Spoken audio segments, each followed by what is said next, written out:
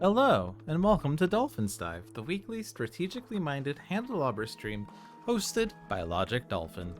Handelabra believes in civil rights for everyone and in being as inclusive as possible, so any comments or activity actively working against those goals are not welcome and will not be tolerated.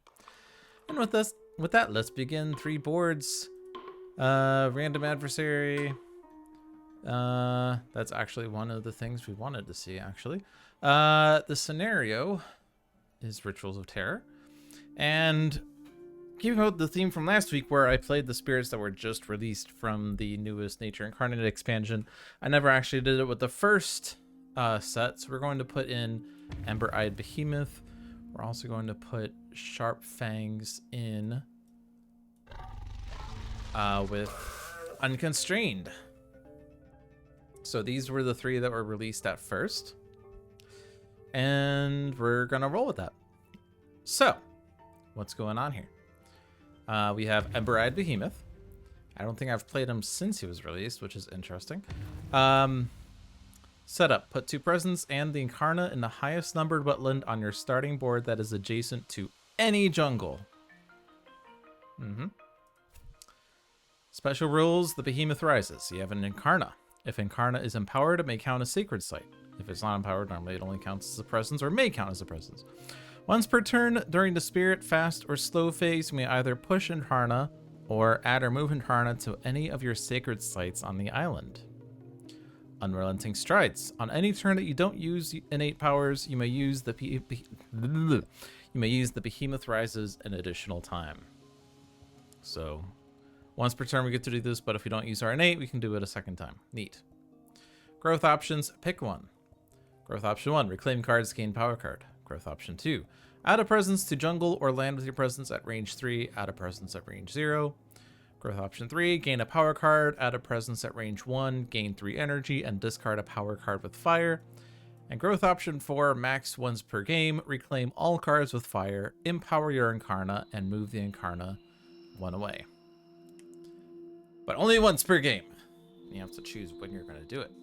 But it reclaims all fire cards. So, power to you and synergizes with growth option 3, I guess. Starts at 0 energy per turn, 1 card play per turn, goes up to 5 energy and 4 card plays, gains a fire, an earth, a plant, a fire, and a fire. 3 fires. Quite fireful. Innate power, smash, stomp, and flatten. If Incarna is empowered, you may repeat this power once each turn. You may take other actions before repeating, including Behemoth Rises. At 2 fire, 1 earth, 2 damage. At 3 fire, 1 earth, 1 plant, 1 damage, push 1 Dahan. At 4 fire, 2 earth, 1 plant, 1 fear, 1 damage. And at 5 fire, 2 earth, 2 plant, 2 damage, 2 damage, 2 Dahan. Stomp. And then those are our power cards.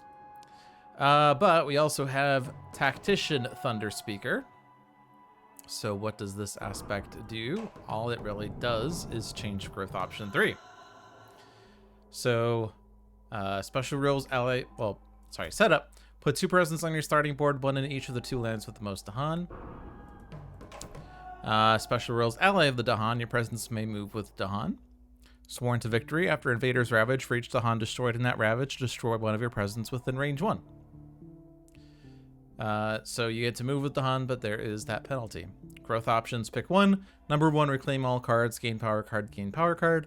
Growth option 2, add a presence to land with Dahan at range 2, and again at range 1.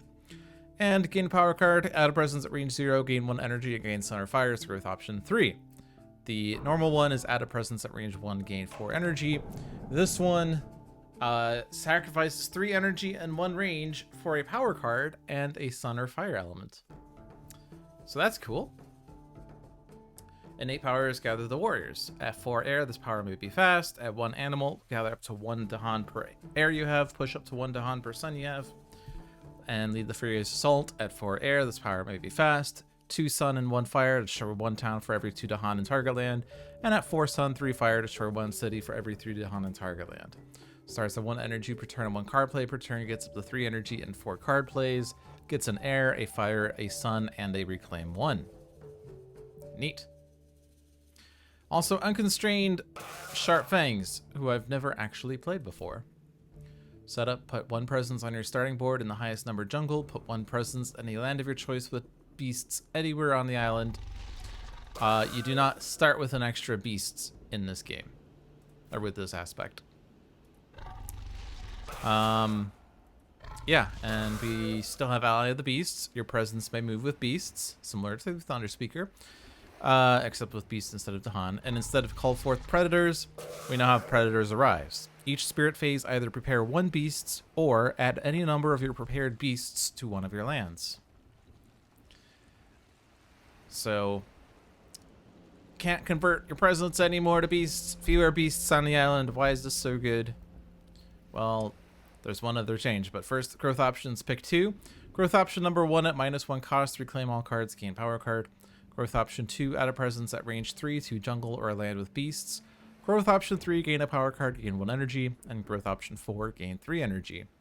Starts at 1 energy and 2 card plays, gets up to 4 energy and 5 card plays, gets an animal, a plant, an animal, and 2 reclaim 1s. And innate powers ranging hunt. This is the other difference. This can actually target any land now as opposed to a land without blight. So we can actually damage blighted lands now at the cost of not having as many beasts. At 2 animals, we may gather 2 beasts. At 2 plant 3 animal, 1 damage per beast. And at 2 animal, we may push up to 2 beasts. And Frenzied Assault, 1 moon, 1 fire, and 4 animal, 1 fear and 2 damage, remove 1 beasts. And at 1 moon, 2 fire, 5 animal, plus 1 fear and plus 1 damage. So we'll see how this goes. I've never played with them before, but obviously we have to decide when we're going to put all these beasts on. Seems like it's going to be a slower start, but at some point we'll get more beasts on the island, I guess. And then we're playing with England 3 today. That was the random choice. Proud and Mighty Capital. If 7 or more buildings are ever in the single land, the invaders win. That's the additional loss condition. De-escalation is Building Boom. On each board with buildings, build in a land with most buildings. Indentured Servants earn land. Invader build actions affect lands without invaders if they're adjacent to at least 2 buildings before the build action. Criminals and Malcontents. During setup on each board, add a city to land 1 and a town to land 2. And High Immigration Phase 1. Put the High Immigration tile on the invader board to the left of Ravage. The invaders take this build action each invader phase before ravaging. Cards slide left from Ravage to it and from it to the discard pile. Remove the tile when a stage 2 card slides onto it, putting that card in the discard. So extra builds. Builds affecting multiple lands. We lose if there's too many buildings. Usual England things. But we are playing with Rituals of Terror. That's this week's scenario. We're going through the scenarios one by one. We've done all of these scenarios so far. Starting to run out of scenarios as it turns out. But Rituals of Terror. The invaders seem resigned to a land of hostility and pain. What must their homeland be like to inspire this dogged determination to stay, despite the deaths of their neighbors, the portents and omens the spirits blaze across the sky? This game is this scenario is notably easier for spirits with strong Dahan movement, e.g., Thunder Speaker. Hello. This scenario is notably harder in a solo game with a spirit with poor energy generation or slow presence placement. Funny. All right. Rules changes. Terror levels are not earned via fear, but by the Ritual of Terror. Do not resolve fear cards during the invader phase. During either the slow or fast phase, fast or slow phase rather, the spirits may perform the Ritual of Terror if there is a land with 1 presence from each spirit. That land is at least 3 Dahan per player. And the spirits collectively spend 3 energy total and destroy 3 presence total in that land. So interestingly, this cost does not scale. That's why it's harder in a solo game. But the Dahan cost does scale, and the presence cost kind of scales, I guess. But the devastation amount is the same. When the Ritual of Terror is performed, earn the next terror level. This may be victory on your 3rd ritual. Resolve all earned fear cards at the new terror level. Push all Dahan from the land where the ritual was performed, distributing them as evenly as possible among all adjacent lands, e.g., or i.e., send 1 Dahan to each adjacent land before sending a second to any. Cool. Setup changes. Put the terror level dividers by the side of the board instead of into the fear deck. Put all fear cards into the fear deck. If you run out, earn no more fear cards. So all of the numbers that are on the side here are irrelevant. We can actually win the game pretty quickly if we can perform the Ritual of Terror 3 times, because that gets us to terror level victory. But yeah, otherwise generating fear is no longer a win condition. That's the rule change. We can get 1,000,000 fear cards at once, and as it turns out, the first time we perform the Ritual of Terror, we're not actually going to get the fear cards at terror level 1. They're going to be at terror level 2, because they are resolved at the new terror level. Yeah, so first ritual gets us terror level 2, second ritual gets us terror level 3, third ritual gets us victory. So if we could do 3 rituals in 3 turns, that'd be fun. I guess it doesn't even have to be 3 turns. In theory, we could do this in the first turn, but have to somehow get 9 presents to do that. Or yeah, 9 presents total, yeah. Okay. Well, this is difficulty 9. So let's see.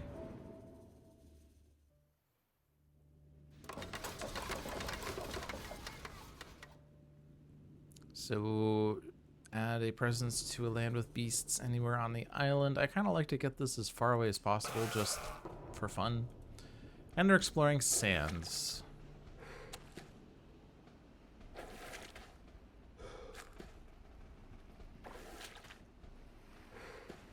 Okay. Okay. So this version of Thunder Speaker cannot play manifestations on turn 1. That's what I remember. So we cannot use manifestations to just wipe out one big land immediately. How hard is it for us to, for instance, use the first tier of Smash, Stomp, and Flatten? We can do double presence. I don't know how much that helps. We're starting at 0 energy. A lot of my cards cost energy. All of them have fire. A lot of them have earth. So getting first one should be easy-ish. Gaining 3 energy is probably the way to go here, since we start at 0 energy per turn. It does require us to discard a card with fire, but if we gain a fire card, discard a fire card, it's net neutral, I guess. And when we empower our Incarnate, we can reclaim all cards with fire. We could reclaim it once, or we could reclaim it immediately, or bleh. We could do it immediately, which I don't know how necessary that is. Also, you can see that this can count as a presence, which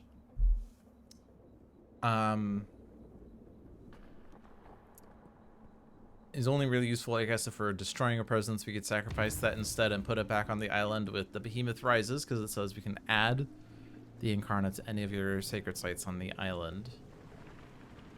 But anyway.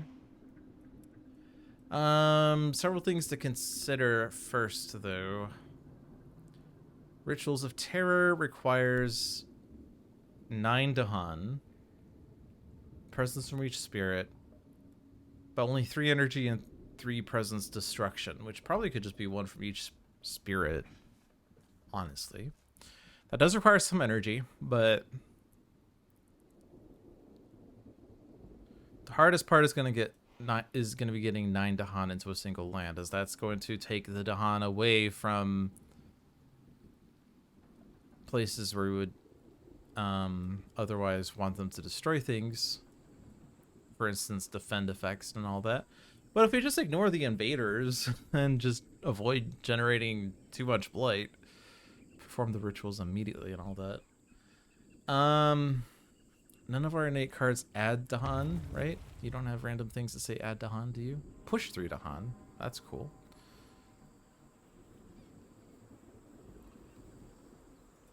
But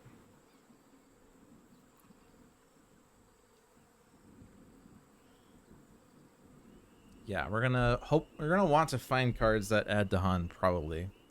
I mean, there's one card that I know generally generates Dahan. But what would be the best place for the ritual? We need 9 Dahan.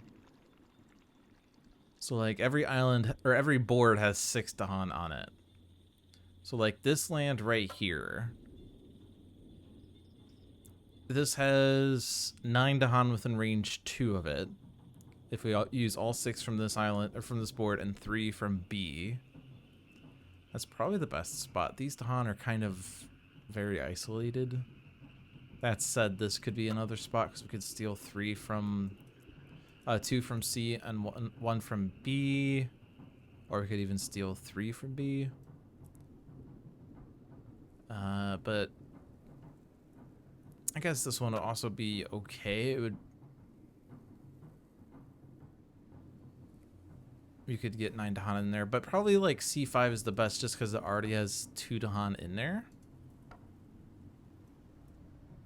So let's say that's going to be the ritual spot. And the Dahan don't get destroyed, but they all get pushed away. But we could gather them back slowly, probably.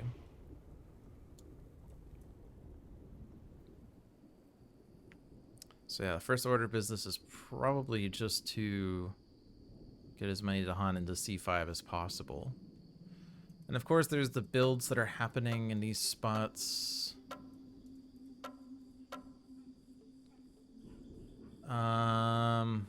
But for now, let's just go board by board. B3, if we could defend with the Dahan, I guess that would be kind of ideal. But obviously that pushes Dahan, that pushes things. That deals damage, I guess. But at range 1 from a sacred site. I do think we're still going to do this growth option, though. Let's see what this is. It's a point of no return. And fire is probably the best one to click just because we can reclaim all cards with fire on growth option 4. Growth option 4 is kind of a lame growth, that said. It just empowers the Incarna, which does allow us to repeat Smash, Stomp, and Flatten. But anyway, fire primarily. We do eventually get an earth and a plant on here, but also 3 fires. Eventually, like down the road eventually. The Gift of Living Energy is fine now.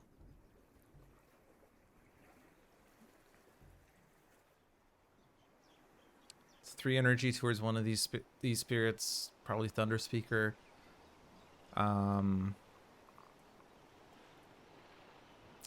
Gives a fire and a plant, doesn't give an earth, but the only earth card doesn't give fire or plant. This one gives plant, but not fire. So I'm probably going to take Gift of Living Energy, but before I do that... Oh, no, let's do this board by board just to make this easier to digest. If I take Gift of Living Energy, I'm probably not going to play it immediately, though. I could just discard it. Now that I gained it, I can discard it. And keep my innates. I can use Surging Lair in B5. It'd be nice if my presence is there, which I could do just so that I add a Badlands. This targets a land with Incarna. I mean, the presence is going to be off card place track, so I can play 2 cards almost assuredly. We don't need Terrifying Rampage immediately, at least. We could do Wilds, I guess. Wilds in C5. Like, I mean, it's not going to stop builds, but could allow us to get a little defense there. So let's play those cards. Presence here. Play these. Gets us the first tier Smash, Stomp, and Flatten. And next turn, if I do double presence, you can get the 2 energy and the fire, which allows me to play these 2 cards without adding energy. And that will give me a fire, an earth, and a plant. Or, well, 3 fire, earth, plant. So I get to do extra damage and push the Han, which is going to be good for Dahan movement. And then maybe the third turn we use growth option 4 and reclaim all my cards back. They're all fire cards. Empower the Incarno so I can actually use this multiple times. Maybe? We'll see. Okay, so now on board F. F8 and F1, they're both kind of trash places for builds. I could prevent one of them. They're both going to be City, Town, Explorer. Actually, it's a little harder because I can't just convert my presence to beasts. So Prey on the Builders is actually a lot harder to use.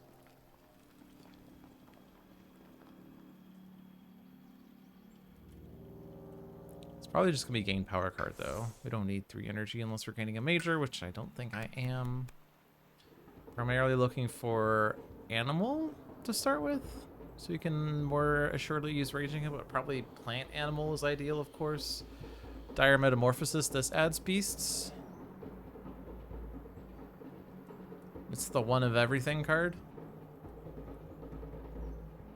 Honestly, doing that in F1.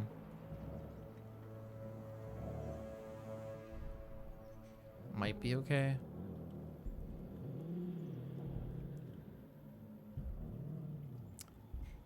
Strifing the city.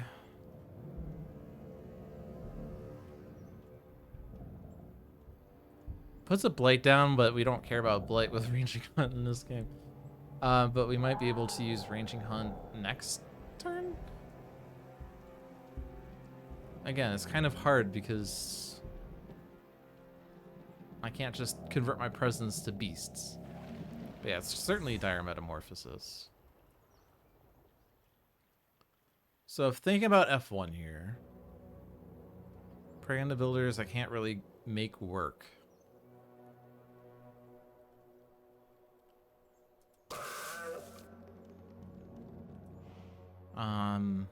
For F1, I might be able to do with F8 if I use Ranging Hunt to leave a beasts in here. I guess we can do that. Gather 1, push 2, could go into F7.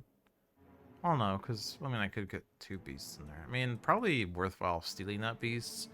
So there's a board without beasts on there for certain events that care about that.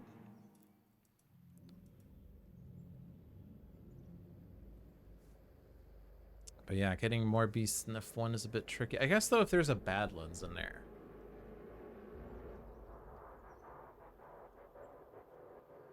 A Badlands with 1 beast means that my Ranging Hunt deals 2 damage. I could kill the town with that, kill the Explorer with this damage, and then the Strife stops the land from blighting and stops the Dahan from dying. I kind of like that.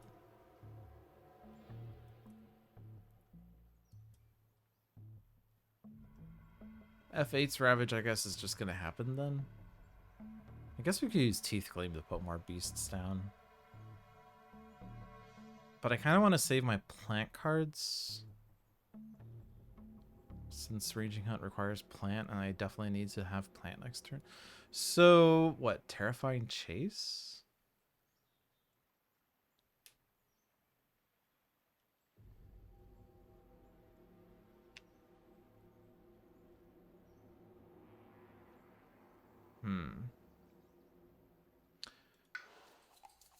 I like going up the energy track just because it's free elements there. Let's put it with the beasts for now. If I'm playing these 2, we do have Ranging Hunt, Gather 1, push 2. This can't push cities. This is obviously going in F1. I guess I could do it in B5, although we had a different plan for that, so that seems a bit silly. I guess I could do it in B3. Use my Ranging Hunt into B4 to gather this beast, push it there, and my presence can move with that. Get in B3, Terrifying Chase those guys away. And then it saves those Dahan. I can kind of dig that. So this land blights, but we have plans for these 3 now. Okay. I like it. Alright, so now Thunder Speaker. We cannot play Manifestations on turn 1 with the Spirit. Growth option 3 gives us power cards. And energy. And presence. Any reason to not do it? It also gets us a Sun or Fire. I mean, I want to get the 2 card plays immediately, I guess. If we can trigger Lead the Furious consistently, I guess that would be good. I can't play Sudden Ambush. Well, I could, but it's not going to do anything.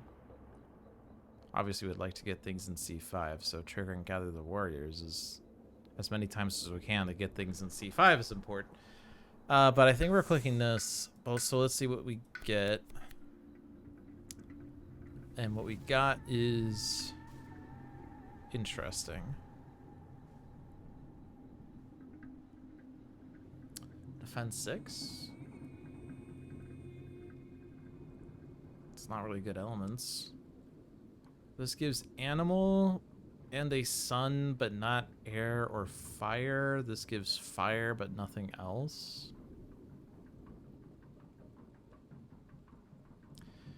But if we were to gain a fire and play this, we would have the 2 fire for the Badlands.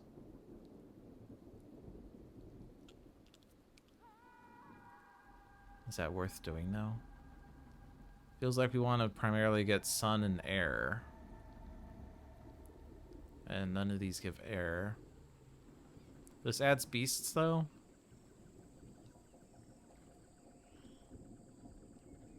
No blight, add a beasts, exactly 1 blight remove it, so we can't use both ever.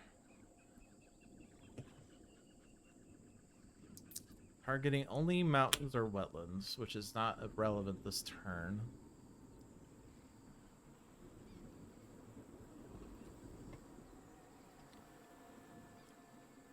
I mean, Gift of Constancy, we could just spam this and keep reclaiming it.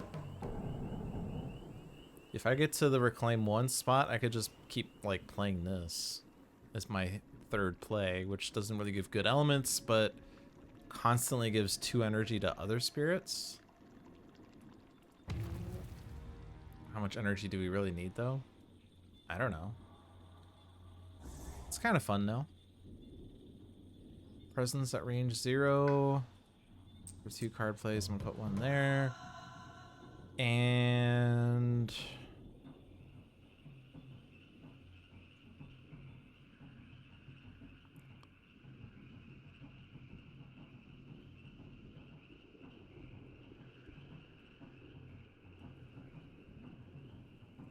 let's say fire for this.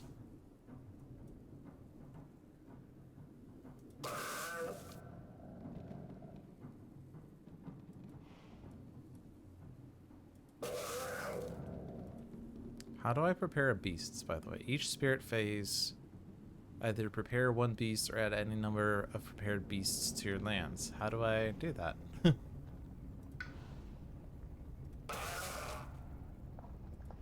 There's currently 0 beasts prepared, so it hasn't triggered yet. Probably that. Defend isn't doing anything. Then I'm playing that, I guess. So I don't get Dahan movement, though, if I do that.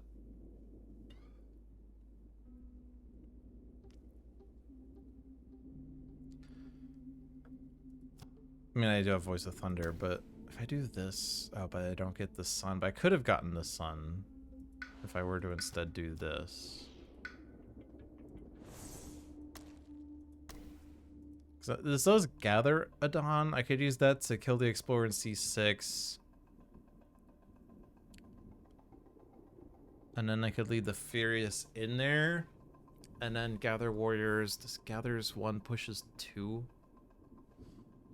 I could use that to push 2 into C5 to start setting up for that. And that deals with that land. And then this is Blight. Okay. So if I... There we go. Predators arise. Sharp Fangs, Panda leaves, prepares beasts. Okay. Because it says each spirit phase, which was the entirety of the growth there, but I guess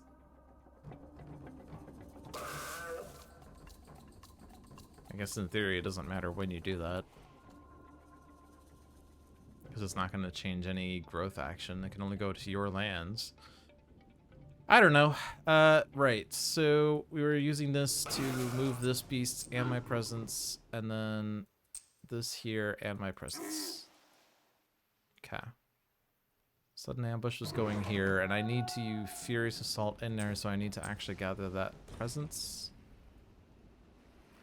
We do have this action for the Behemoth Rises to push the Incarna or move it to a sacred site. That's only going to matter for Smash, Stomp, and Flatten, or if we want to move the presence to a land and use a power there, but don't think there's any reason to do this right now. Constancy. Target spirit can reclaim a power card instead of discarding it. I guess in theory I could give this to Emberhide Behemoth, and that puts off clicking this button, but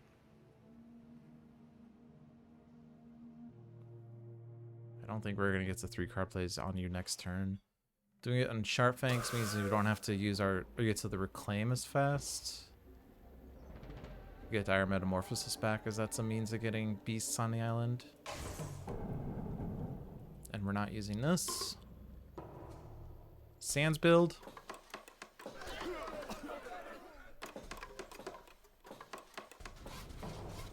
And Wetlands Explore.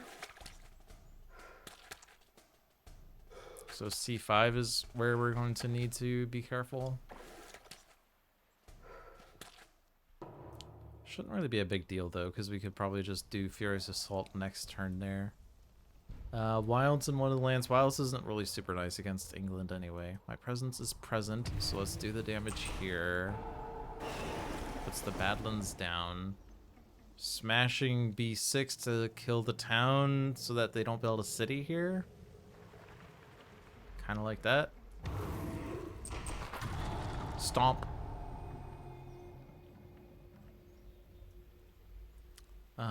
Let's see. Dire Metamorphosis here, as we said we're gonna do. Strife the city.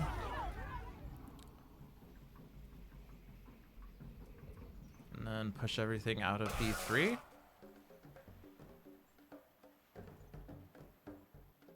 So push that into B2. Dahan, push closer to C5.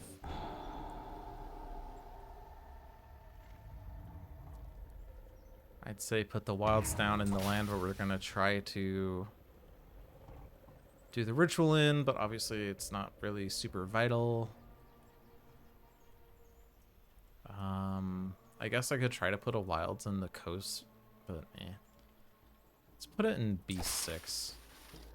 Again, wilds for England isn't really super useful, as stopping Explorer doesn't necessarily stop the build. Fierce Assault here, as we said we were gonna do, and then gather. I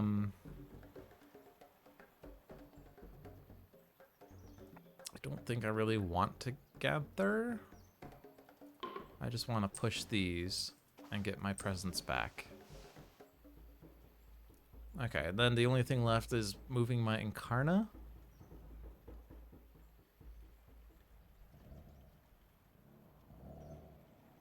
Matters for Blazing Intimidation. We can push things to a land without Incarna. In theory, this means they don't build in B6.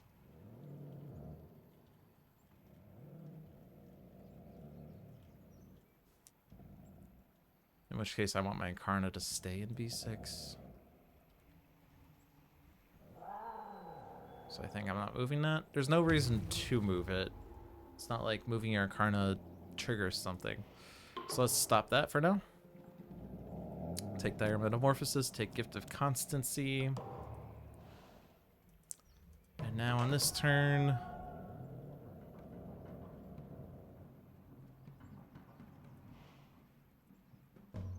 energy still sucks. Let's see. So go board by board again. My thought was to do double growth to get to 2 energy in the fire so that we can do 3 damage with our innate. We'd be playing Terrifying Rampage and Blazing Intimidation.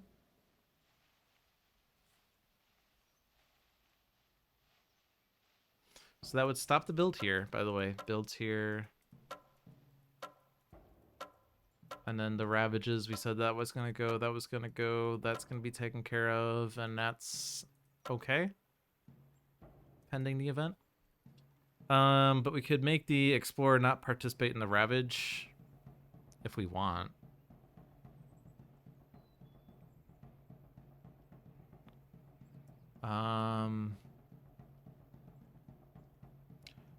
Could also use this just to target. We could use the target C2 and stop the Blight there, because I think what we could do is just like. Oh, but that's not a jungle.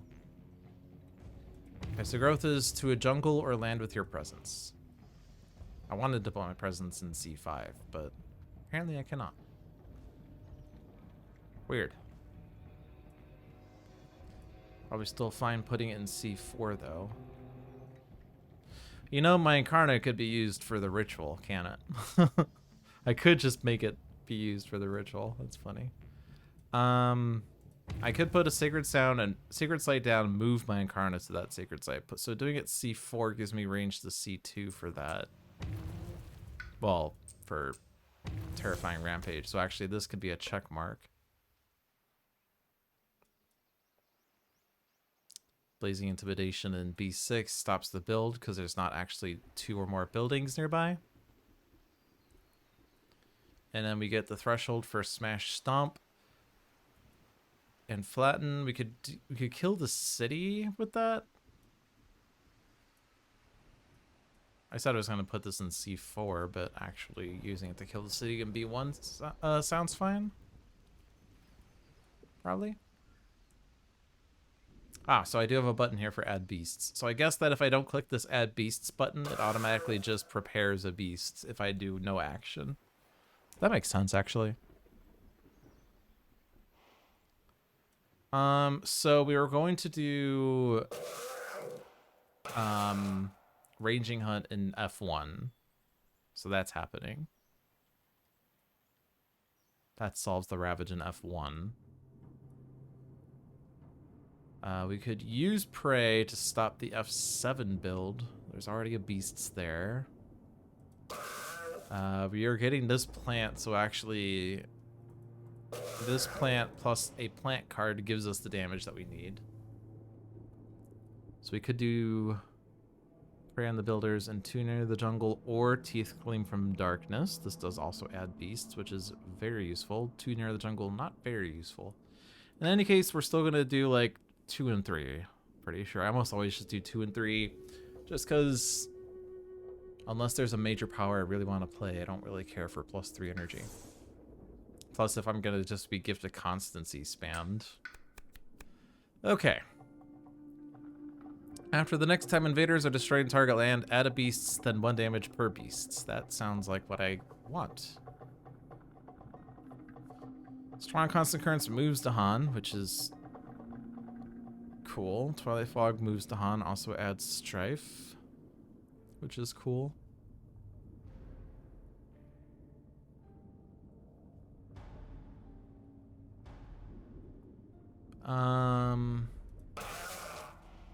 The plant could be more important. Mountain Jungle Defend 3 is not relevant here. Next turn, though, they're exploring a mountain or a jungle, so it could be relevant.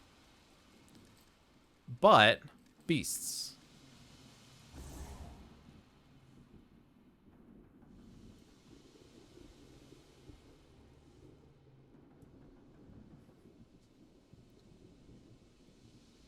Presence to a jungle or a land with beasts. In order for me to get into C5, I need beasts in there, don't I? But it's gonna be a bit of time. I guess I could put my presence here. If I were to use Teeth Gleam, there is a Blight in there though, so I can't actually add the beasts there. This does care about Blight. Fun fact.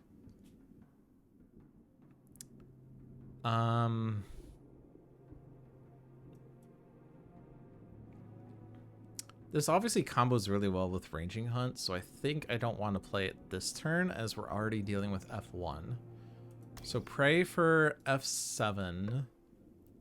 And then Teeth Gleam, putting some beasts somewhere.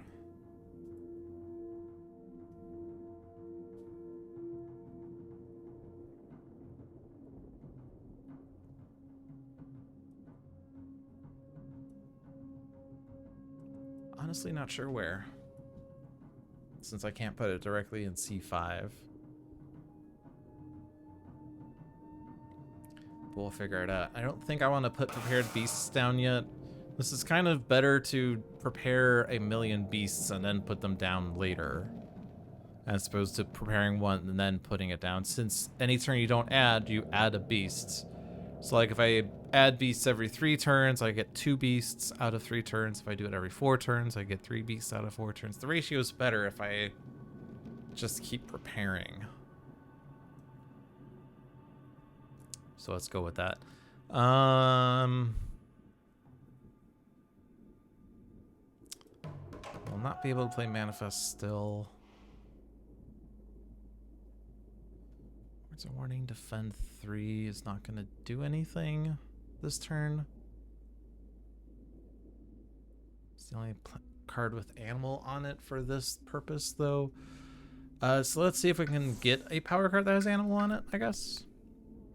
Bird's Cry Warning is perfect. Call to Migrate is perfect. Like, even better. Literally better. Both of them give an air and an animal, which is good. One gives a sun, one gives a fire. Probably just Call to Migrate for the scenario, then. Call to Tend also pushes. These 3 all say push 3 to Han.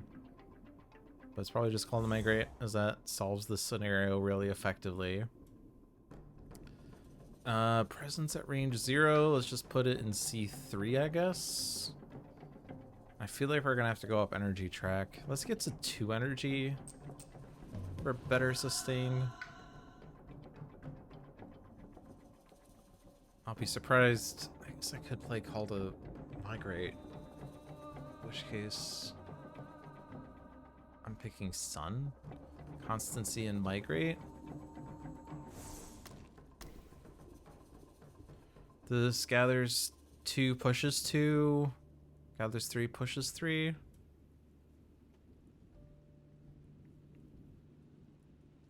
Almost can get C5 set up for what we want. So, not many Ravages solved just yet, but maybe we'll figure it out later. Beasts prepared. Don't participate in Ravage. Push this guy to a land without my Incarna. Ranging Hunt.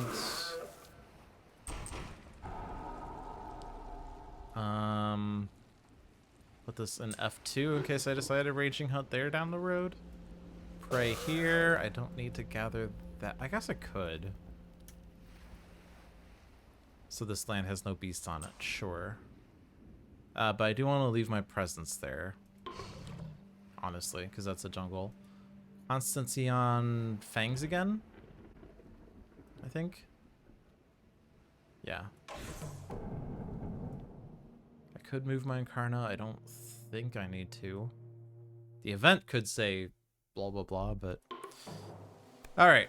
Remnants of a Spirit's Heart. A group of Dahan find a stony ridge with lingering blessings from an ancient mountain spirit. You may leave its strength with the Dahan. Dahan have plus 10 health this turn, and lands with Dahan invaders have plus 1 health this turn.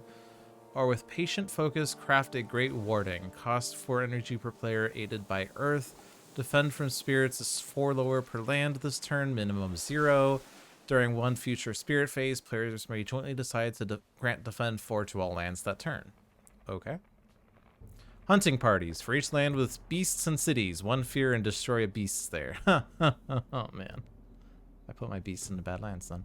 1,000 small struggles. On each board with 4 more buildings and 4 fewer Dahan, add a blight to a land without Dahan. That's not happening. Okay, so. We do have the option of doing this. Aided by Earth. We have 2 Earth, so we'd have to fund 10. Thank you for the Prime Gaming sub, Jared. Hope you're doing well. Obviously, we could forget Exaltation Surging Lahar. We have 5 energy to spend. But ultimately, I guess this is also an Earth.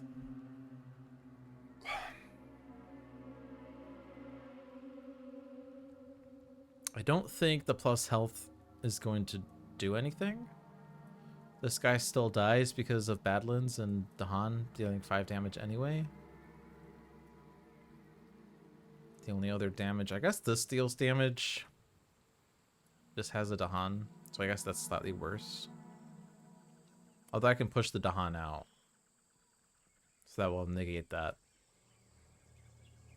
That's the only other damage that's happening.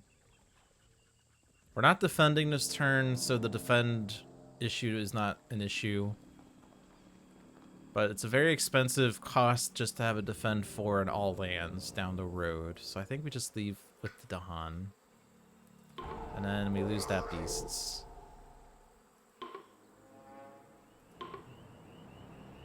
Oh. This board has 4 fewer Dahan in it, because reasons. Because I pushed 2 Dahan out. Okay. Add Blight to a land without Dahan. Well, that sucks. I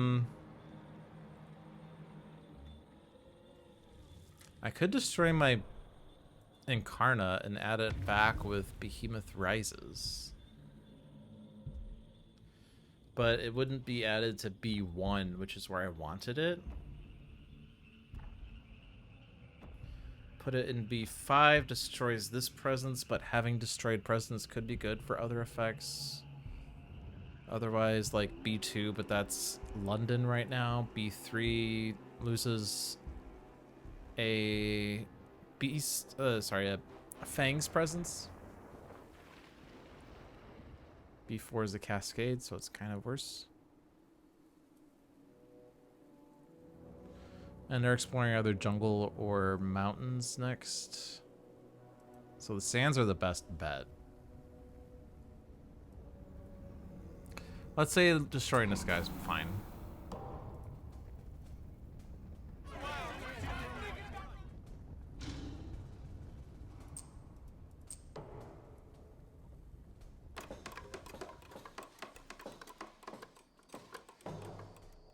Exploring jungles.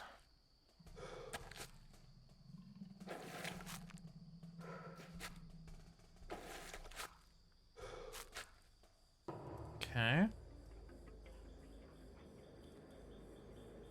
So let's push this Incarna over here, smash here. Push this Dahan away, so the city actually dies. Okay.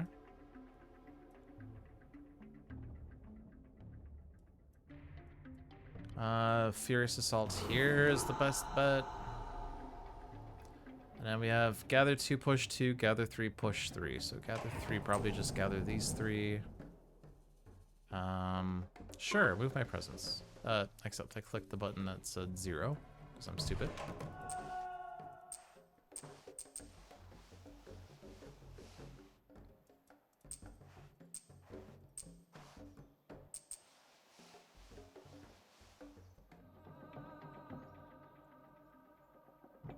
Gather 2, push 2. 1, 2, 3, 4, 5, 6. So these 3 will make the 9. Let's just get rid of this singleton.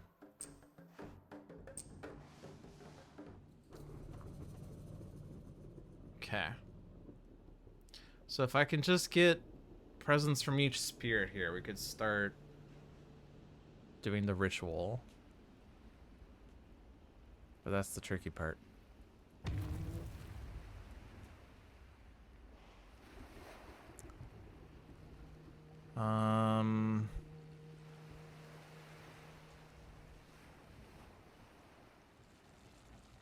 Wetlands Ravage Jungle build. Because of these sands, the jungles are almost assuredly always building. Also, the sands are building as well. If I could just get rid of this explorer somehow, that would be cool. Probably could do that fast. Because that build actually isn't guaranteed. This Ravage is a bit annoying, but when I reclaim all cards with fire, my Incarnate gets empowered.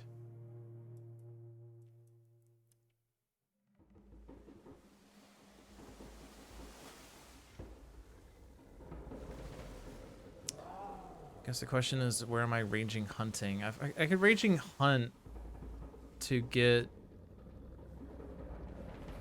Fangs into C5, which is probably good. And then the Behemoth Rises could get me closer to being in C5, but a little ways down the road from getting completely in there, I guess. We're not going to be able to do it in the fast phase, for instance.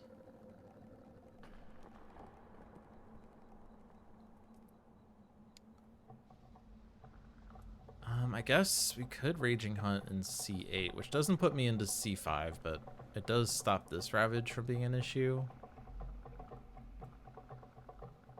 I don't know that that's really that important. It does... How much blight are we getting? 3 blight. We're not blighting the island yet. The Dahan in F3 is currently dying. I don't have a means of stopping that just yet. There's also Blood Draws Predators. I was planning on comboing that, I guess, with something else.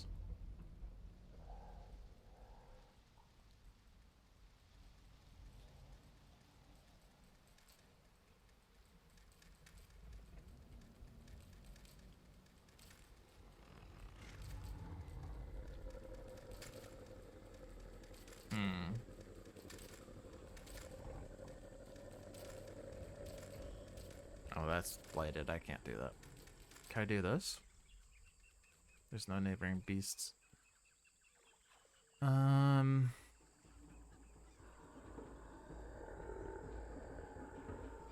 in the jungle there.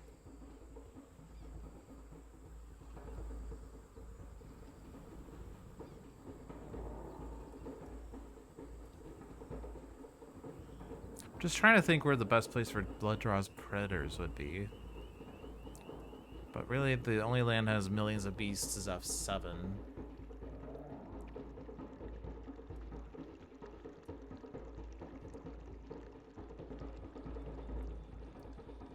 I'm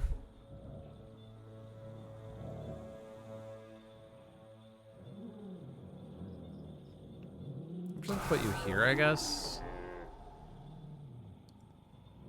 I could try to use Prey to stuff a build. There's no beasts nearby here, though. I could put 2 beasts down with Predators Arise and use Blood Draws Predators and Ranging Hunt to kill everything in C2. Is that vital? Does stop the high immigration build there. And then afterwards, I can push the beasts into C5, and then I'm in C5, so that would work.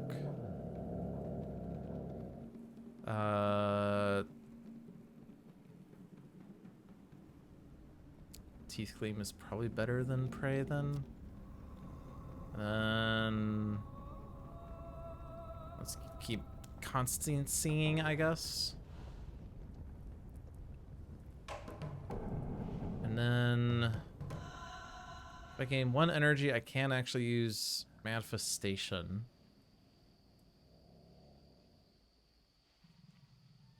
Is that going to be vital? Theoretically, we could do Manifestation in C1. Maybe I don't play Constancy this turn. I play Voice of Thunder, and I try to get Dahan in places. This deals damage equals the number of Dahan in the land. And I'm gonna... So how does this work? Distribute them as evenly as possible. So 9 Dahan in here. We currently have 9 in there, right? We have 8. No. I need to get an extra Dahan in there.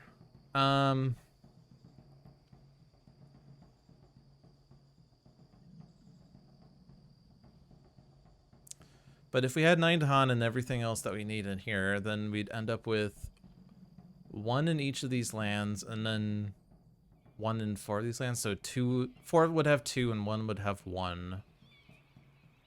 So like Voice of Thunder to push 2, and then Manifestation would deal 4 times up, like 4 damage. That'd be a lot of damage in C1. Probably not necessary though.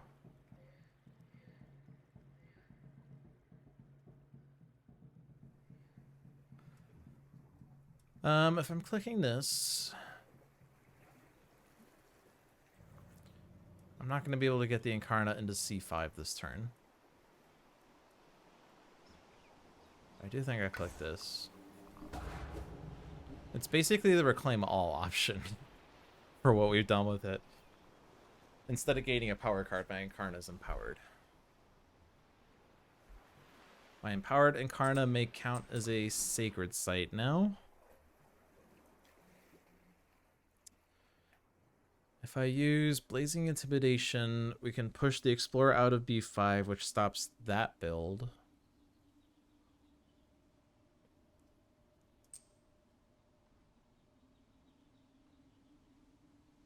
Let's put it here for now, as I could probably just use my innate in there.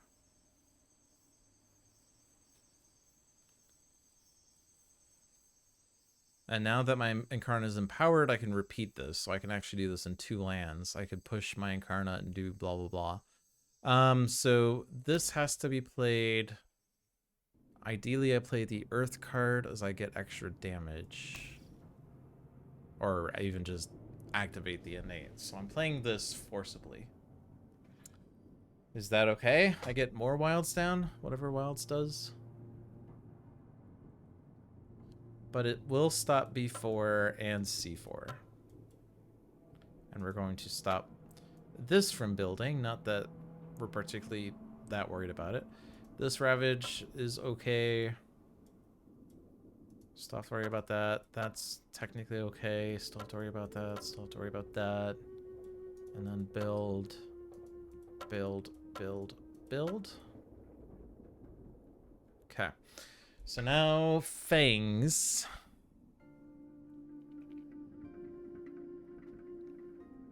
We're gonna get escalations starting next turn, by the way. Power card? This could be major. We have 1,000,000 energy, and we're gonna get even more. Could forget a unique power, because we can get it back with some event cards. Maybe I do that.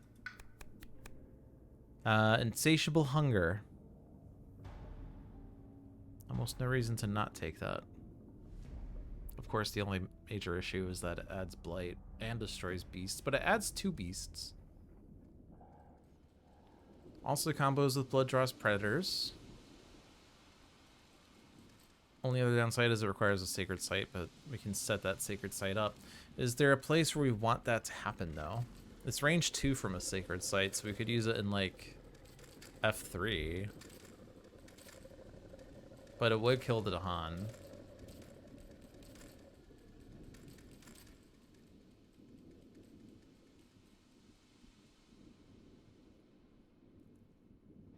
It gathers a lot of beasts, so it might be better to do it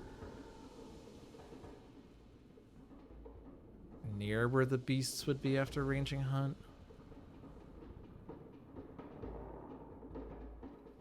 Thickets Erupt. We loved that card last game. We could use that to remove the Blight from C5, which probably isn't that big of a deal.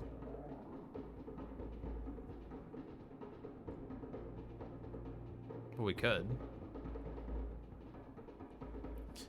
Only downside is that we need to play animal cards still, so I can't use it this turn anyway. Flow Like Water moves things for fun. Add a Badlands, push all Dahan, 1 damage to each invader. If the origin site is your sacred site, plus 1 damage to each invader. Repeat this power.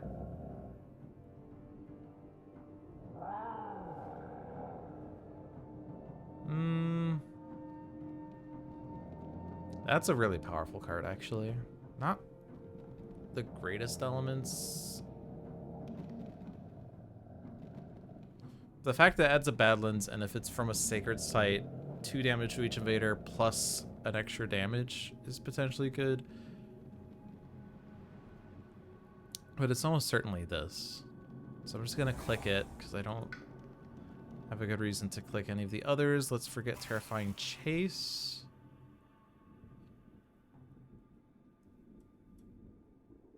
And let's stick with my original plan for now. Put my presence here and then add beasts to this land. You can add any number, but let's add all of them because I don't know that holding net's going to be that useful. Current plan is Raging Hunt with Blood Draws Predators here.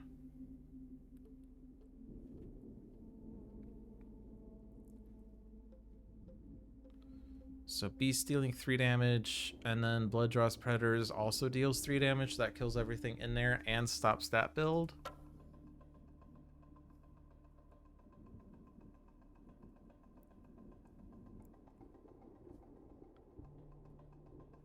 And then if I put 1 Beasts in C4 and move my presence in there, I have the Sacred Site for Insatiable Hunger.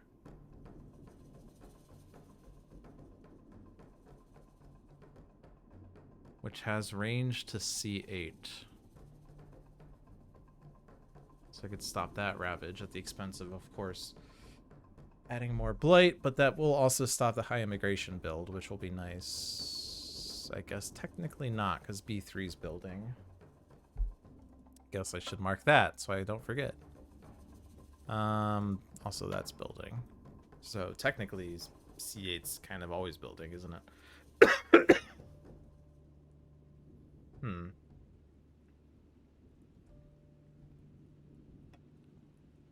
I mean, I guess C1 is the best spot. That stops that build, which solves that Ravage. And even high immigration isn't going to help. Or that's not even building next turn anyway. So let's say I click that. Potentially that works.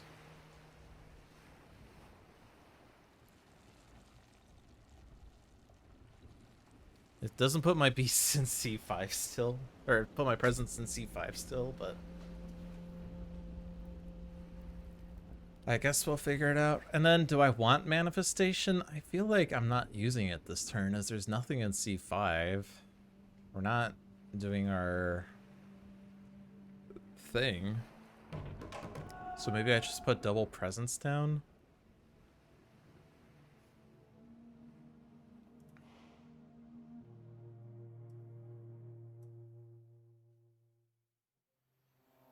It's funny because it's actually hard for me to get far away from C5 with this. I could get into B5, which could be useful. Defend? If I could somehow get to F3, that would be a good defend, but no way to get there.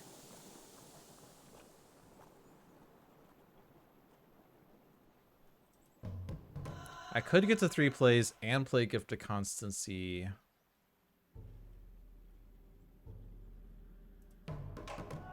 Get to reclaim 1 the turn after that.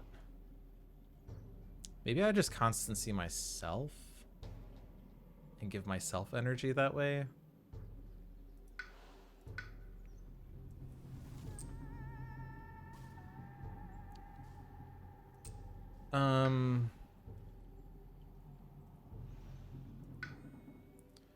Let's do it this way. If I put presence with the range 1 there, then I can do presence at the range 2 there, and that way I'm far away. Yay.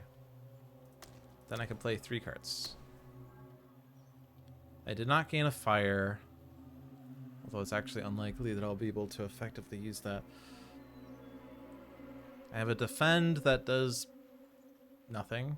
I guess I could defend C5 in case something can happen there. No Sacred Site for that. No, that's not true. Blood Draws, Raging Hunt, damage, and then push 1 there. I could put 1 in C5, I think. And And move my presence here. Actually, no, that's not true. I need to leave some number of beasts there. I thought that was going to go in a different order than it did. Still need to move that. It should be enough. So then everything dies in there. I was hoping to get a beast in there, but should be okay. This is gather up to 2. But each beast does 1 fear.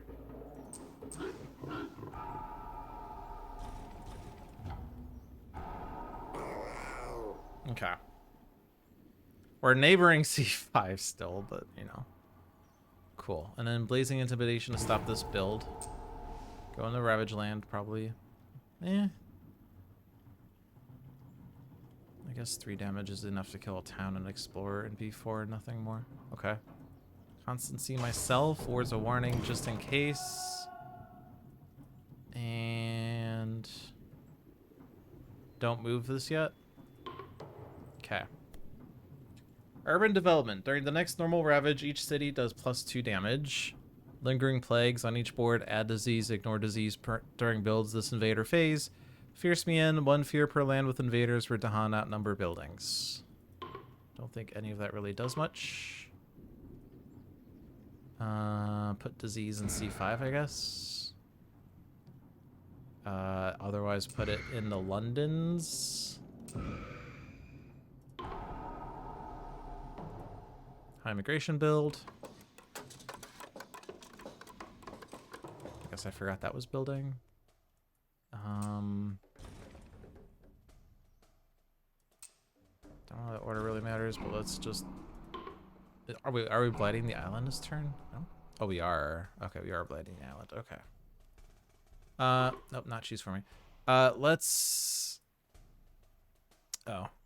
I guess it went back to that. Okay, so...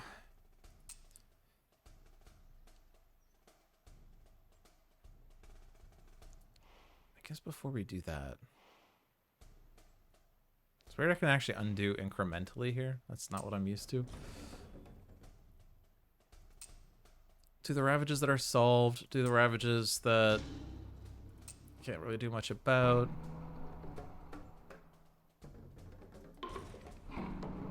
Okay, island is blighted. Attenuated Essence. Each invader phase, each spirit with at least 5 presence on the island destroys 1 presence. Okay. Not the worst blight card. Alright, now high immigration. That's B2. You have a choice here. I generally prefer to keep it coastal.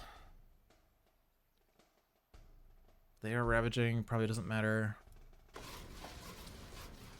And then... surely the jungle will be fine. Because we can solve it pretty effectively with Sharp Fangs and Ember-Eyed Behemoth. Okay. So damage. It's a weird order, but I guess I see why. Push this. Here. Smash.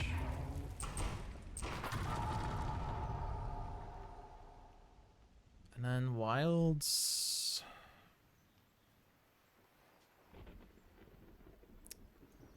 Don't really know where. Let's just put 1 in this sands and then 1 in this jungle for no reason.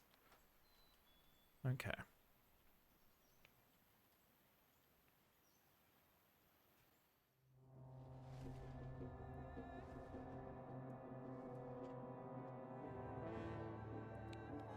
Let's build Jungle Ravage. I could put Dawn in here, but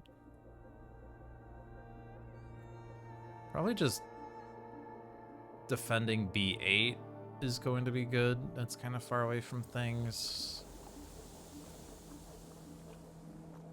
Guess F5 is going to need something. I was hoping to use Ranging Hunt on board C, but probably need to look after F5 first.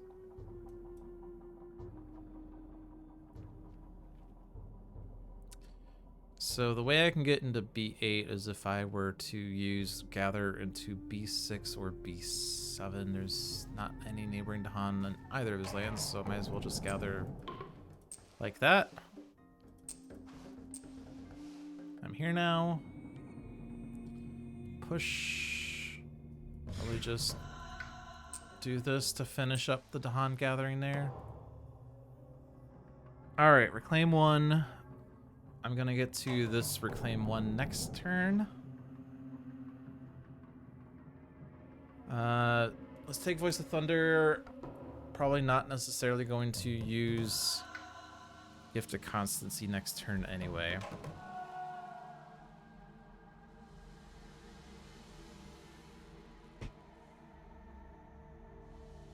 That said, there is a world where I don't reclaim all next turn, but I have to click this twice more.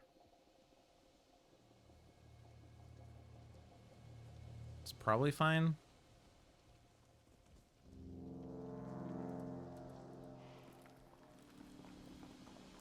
But let's board by board again. So Jungle Ravage, that's going to be solved by Thunder Speaker. I guess we have to reclaim Words of Warning. So I guess we're not going to do that. So let's actually do Thunder Speaker first, since that's relevant to you then. Since you're not going to take Gift of Constancy as you need the defend, we might as well do Double Growth. So this is into a land with Dahan, which could go into F5. That does force me to deal with F5, I guess. Ooh. Yeah, I can't actually defend both B8 and F5. Do I have enough air? I do have innate air now. I might be able to use Furious Assault fast, in which case I can defend both. Let's do this. So, reclaim Words of Warning. But now things are fast. Yeah, okay. So we can do Furious Assault and B8 fast, and then defend F5.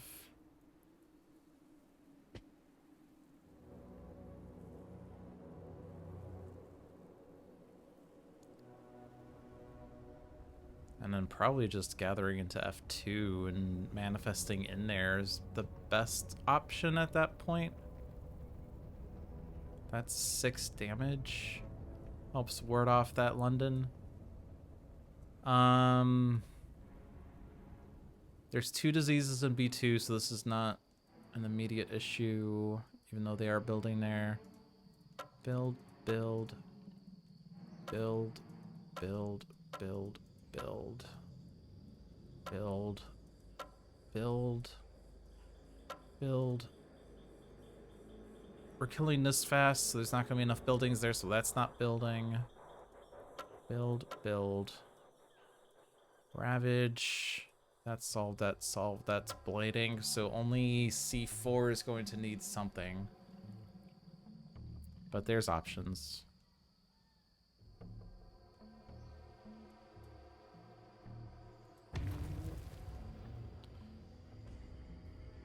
Could get to 3 card plays with Behemoth, but we don't have enough energy to do that.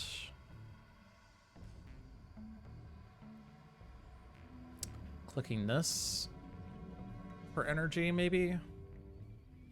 And then next turn do double presence, although you're not going to have 3 card plays at that point anyway.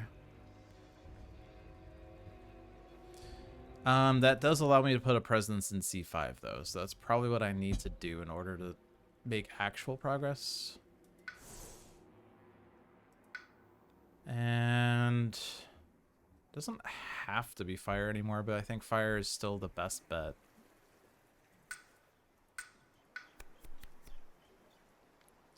Roiling Bog and Snagging Thorn is the only fire card here. 1 fear, isolate, defend 2, 1 Dahan does not participate in Ravage. Otherwise, you have Guardian Serpents, which is really good for beasts. Entrancing Apparitions for gathering explorers is not that useful against England.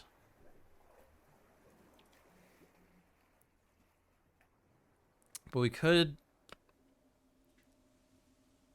put a Sacred Site in F5 with Fangs, and then Guardian Serpents would allow for a defend 4 as well as putting a Beasts there, so we wouldn't have to use Thunder Speaker's defend there, but there's not really any other place to use it other than B8, unless I want to use my Furious Assault in a different place.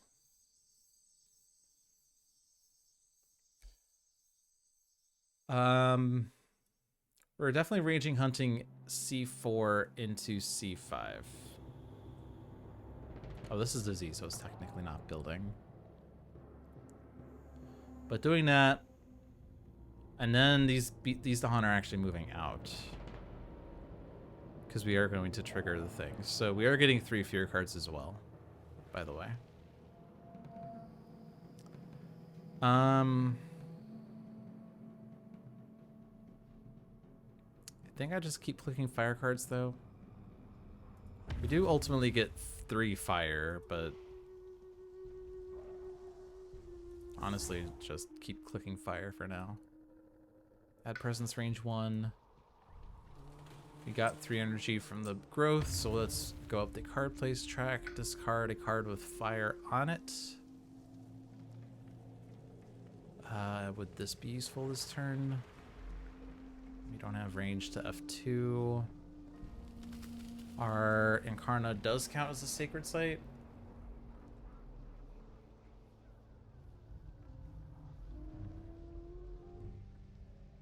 Isolate means there's no adjacencies, right? I always... Oops, wrong button. I always ask this question, keep checking the manual, and keep thinking something different. So isolate represents the invaders be incapable of traveling. Invaders do not explore isolated lands, and isolated lands are not a source of explorers. But I think it also means that, like, the lands are not adjacent for invader purposes either, right?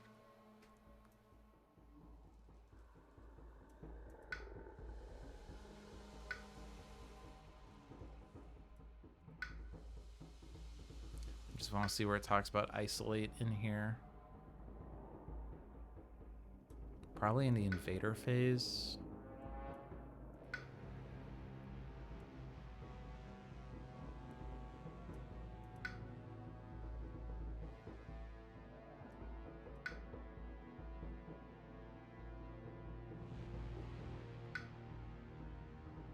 Uh-huh.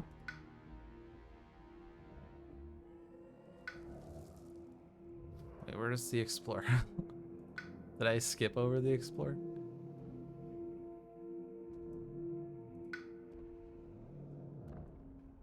Ah, there it is.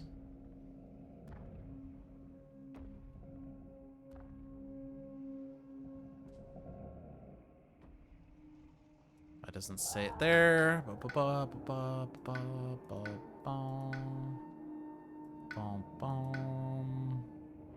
Boards and lands?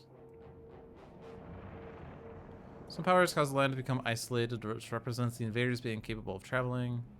Isolated lands can be considered non-adjacent for invaders on a per-action basis decided by the players. For spirit actions, the game will attempt to automatically infer adjacencies for invaders based on your decisions. If they cannot be automatically determined, you'll be prompted to indicate whether the surrounding lands will be considered adjacent for the action.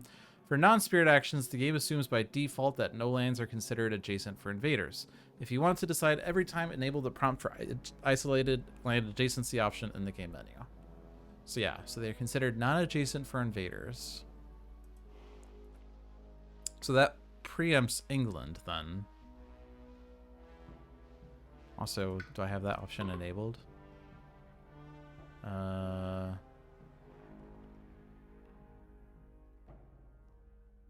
don't even know where it is. Maybe it only pops up. Oh, it's over here actually. I can click that. It'll always prompt. Why is that over there and not in here? That's okay. I've not changed my playmat in a long time, by the way. I used to do it every single stream, and I haven't done it in a while. Let's use this one. I haven't seen this one. Look at how shattered everything is. Whoa, shattered memories. Cool. This game is now taking a drastic spin.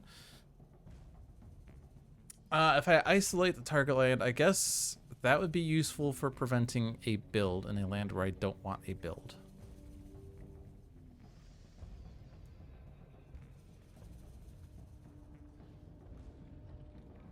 So for instance, if I'm defending B8 instead of destroying the town with Furious Assault, then B6 is building.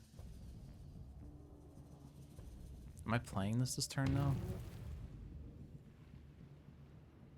No, I'm only playing 2 cards. Give 3 energy out to a spirit if I want. Thunder Speaker maybe, since your energy sucks. But I need to play an Earth. Probably the Earth cards, Earth plant cards or whatever. Well, everything's an Earth or a plant, but not both. That's annoying.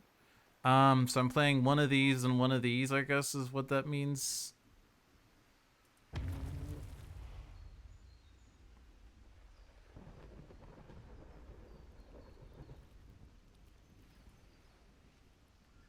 Now let's do isolate.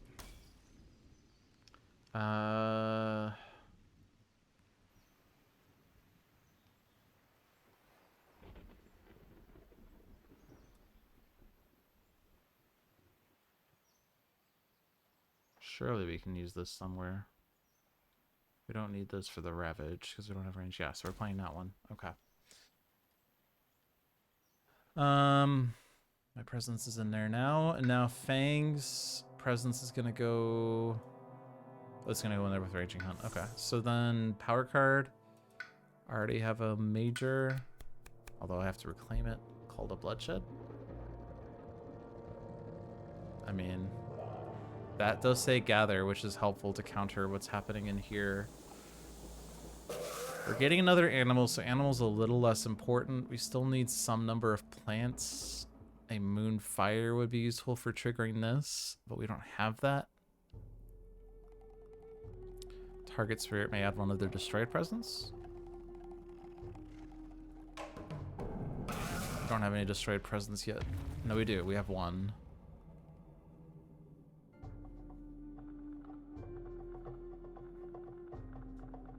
But it's probably just this to get Dahan back into C5. And then presence could be really any of these. But we need a sacred site here, right? So it's gonna go there. Need 1 plant. Huh, Destroy Explorer is just so useless. And then 1 animal. Since we are going to do the ritual, we need that one to gather that back. And we do actually have Frenzied Assault now. Is there a place where that's going to be useful? I don't know. We prepared the beasts. Yep, because we don't have any to add anyway. Ranging Hunt. Here. I don't need to move that. Just put at least 1 beast there. I feel like spreading this out is going to be useful.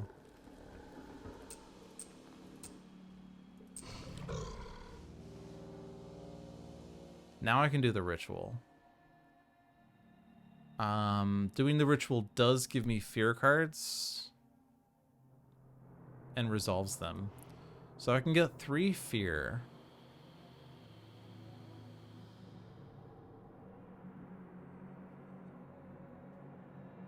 Wait, wasn't I going to... Oh. I assumed I was going to pick a card that I didn't actually pick because I'm stupid. I thought I was going to take Guardian Serpents, and then I didn't, and then I assumed I did. Okay, that's fine. Because I think we could still do the original plan. We still have all the things. Destroy that one. That defend we could probably hold off on for a sec because we might get a defend off of the fear card. There's no other fear though.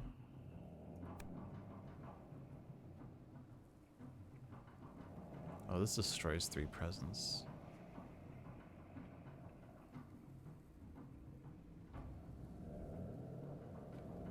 Oh, but like you can just destroy Thunder Speaker presence. The event card or the blight card also says if you have at least 5 presence, you destroy 1.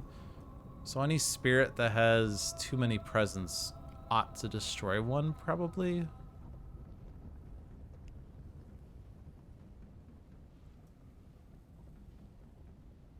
Fangs has 5. 1, 2, no, 1, 2, 3, 4, 5. 1, 2, 3, 4, 5, 6. So Fangs is 6. Could also check this, I guess. This is probably easier. 1, 2, 3, 4, 5, 6, and 0 destroyed presence.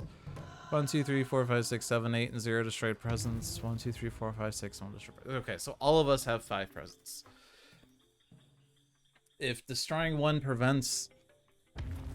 So, like, destroying the Behemoth presence means that we don't have to destroy 1 for the Blight card. The only downside is then that I have to somehow get back into C5 again, which was problematic. But I could probably just put my Incarnate in there. Destroying a Fang's presence doesn't stop the Blight card from destroying a presence, though, so we could just destroy 2 Thunder Speaker. I mean, you already have 8. Destroying all 3 would still put you at 5, which is not enough. Or is not... It's too much. But you do have a million presence as it stands anyway.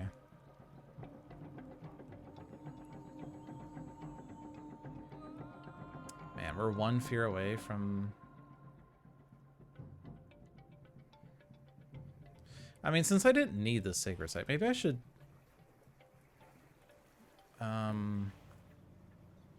put this presence in a different spot.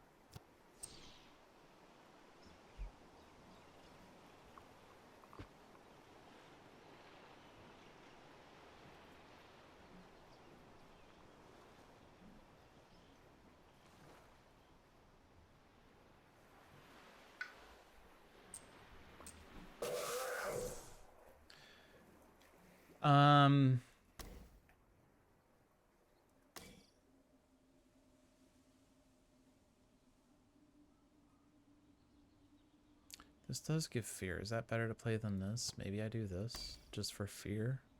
Okay. So if I do this, ranging hunt here, but if I gather this guy, and then I put 2 beasts in here with 2 of my presence, I can destroy a Fangs and still have my presence in there. I could destroy 2 Fangs presence and not destroy another one. It's kind of weird. If I destroy everyone but Thunder Speaker, then...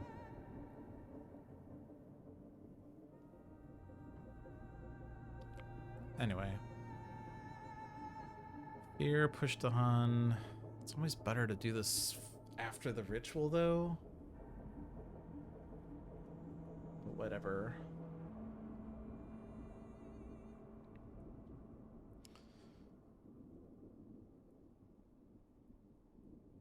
Furious here.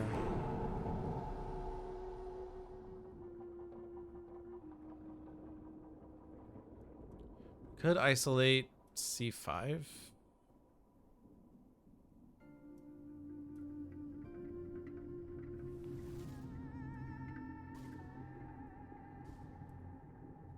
We could isolate a land that, if we can, we could isolate a land that has a big source of invaders, and that could prevent builds in theory. Don't think there is a good place for that, though.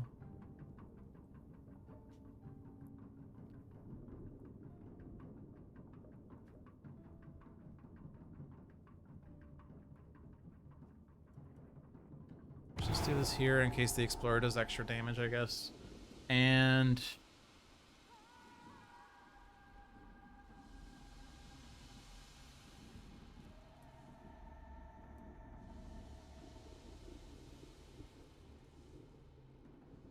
just isolate that, I guess, for fun. Okay, 3 fear cards. Now I do the ritual.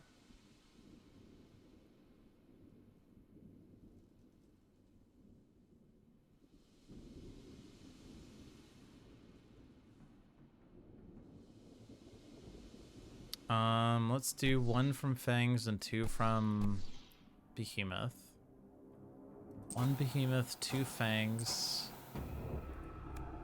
Alright, now it's the point of no return. Seek safety. Each player may gather an explorer into a land with buildings or gather a town into a land with city.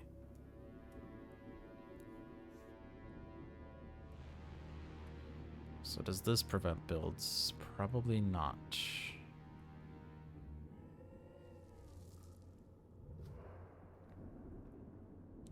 Putting more things in London is kind of bad. This is defended.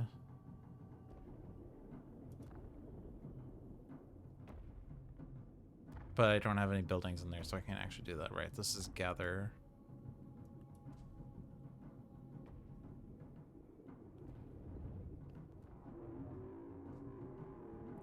Can't remove this town.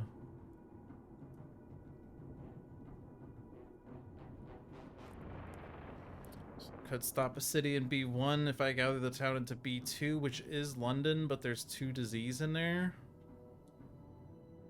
But they are building and then escalating, so that removes both disease.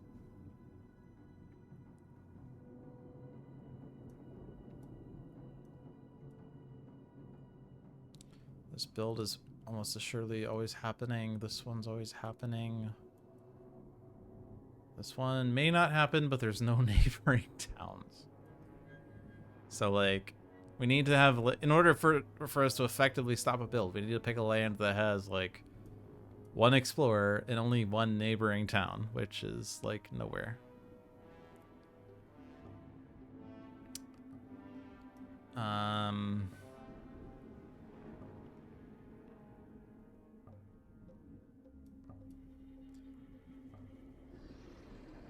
I don't really want to make the Londons bigger.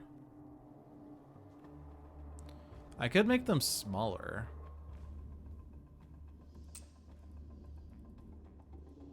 Oh, but I can't because it's...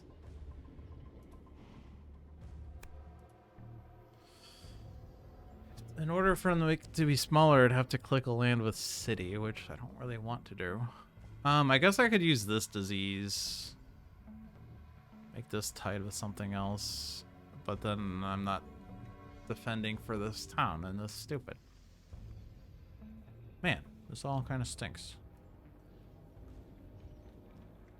I wish I could gather a town into a land with town. Then I could just group the towns all into one spot, but I can't do that.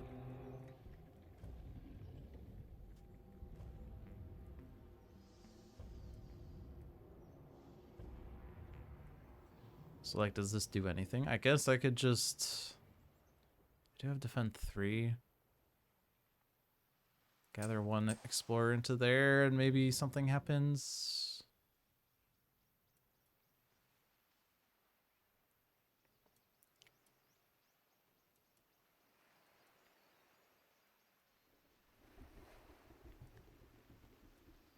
Yeah, I don't really like this. This fear card sucks. I don't really see there's going to be much use for the rest of this, so I'll just skip it. Nerves Fray. Each player adds 2 strife in a land not matching a Ravage card. So strifing both those cities.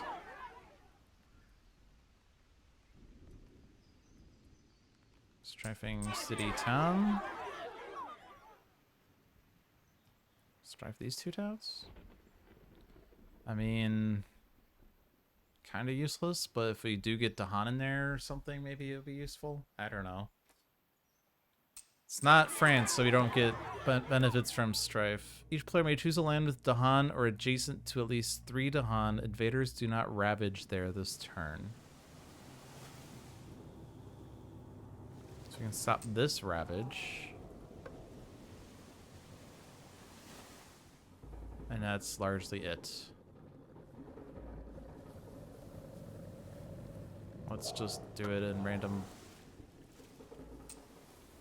blighted lands, I guess. That's largely it. Maybe I'll just click... I mean, the event card could say pick a land type not shown, in which case it'd be sands. That one. Okay.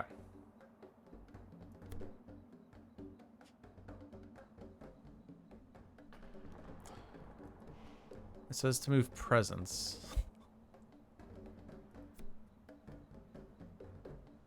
I don't know why it says move presence.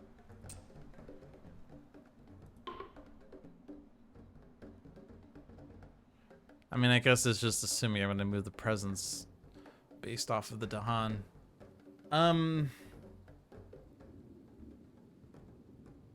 It's kind of weird, though. Obviously, all the Dahan are moving out. Maybe I just put one presence in each of these lands for fun.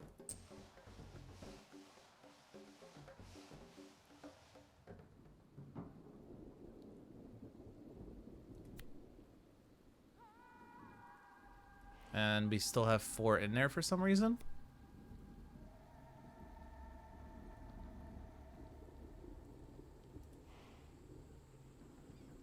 Why?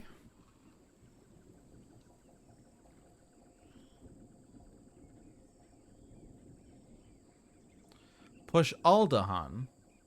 Distribute them as evenly as possible among all adjacent lands.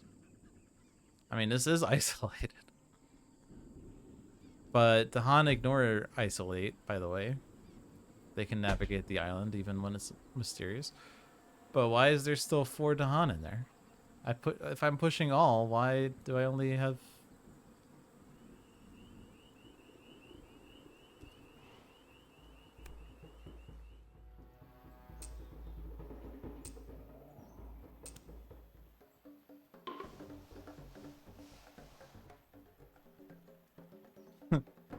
Now I get to choose.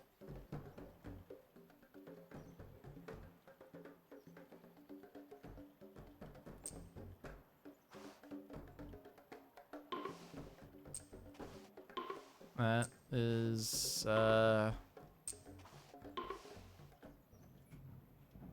weird.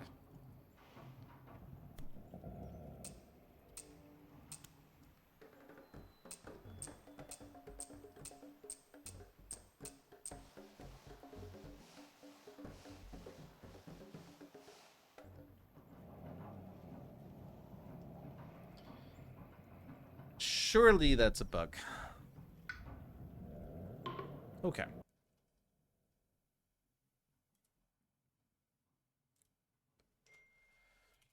Rituals of Terror plus Thunder Speaker, I'm guessing, is the issue here. I get a prompt after performing the ritual.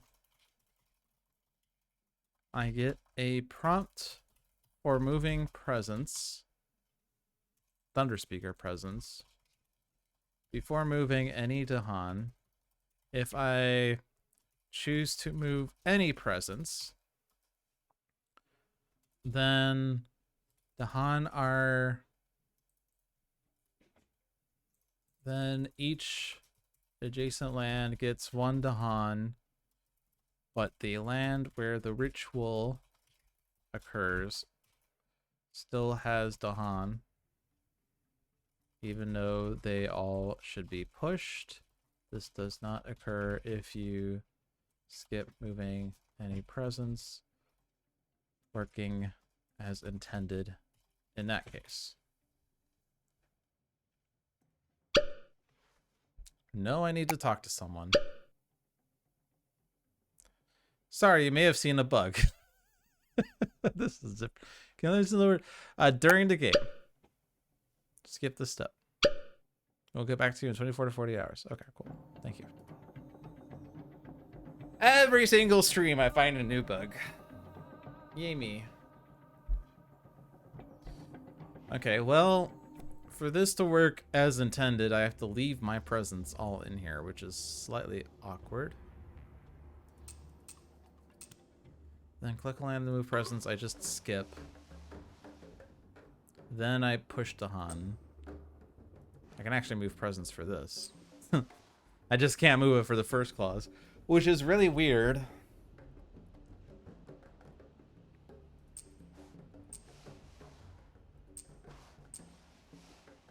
I'm just going to assume that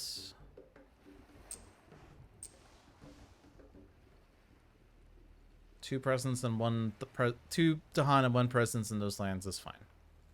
Defend 3 is happening here. I could gather to get more Dahan in here, but I don't think I need to. Just wait until the slow phase to move Dahan into C5 or something. Moving this. Don't need to.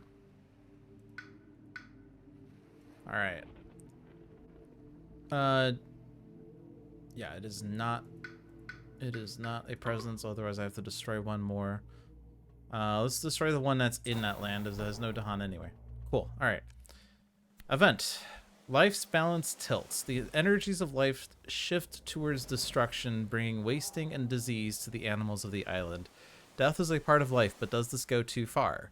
You may let destruction have its day, or fortify the resilience of life.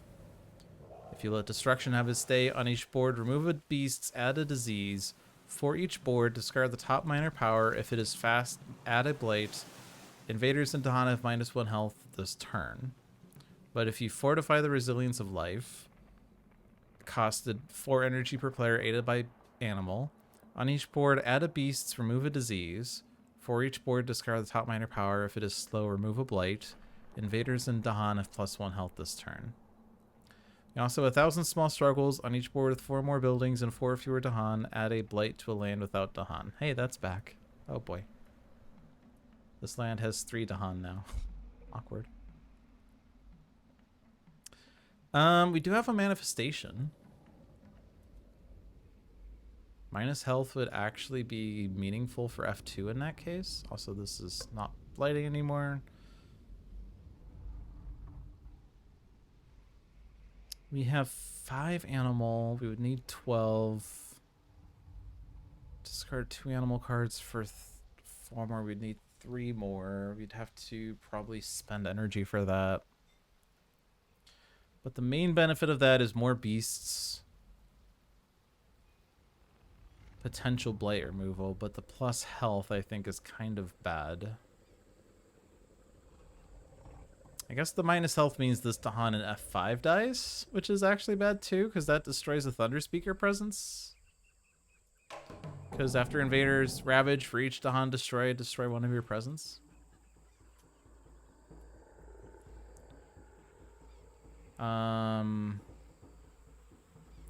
The Dahan and target land deal damage simultaneously with invaders, so they would still kill a town and an explorer, but the Dahan would still die. Which means I lose that presence, and so that Dahan. So if I were to try to manifest enough 2, it would be with just 2 Dahan and 1 presence, which would be 2 damage. Which is worse than 6 damage.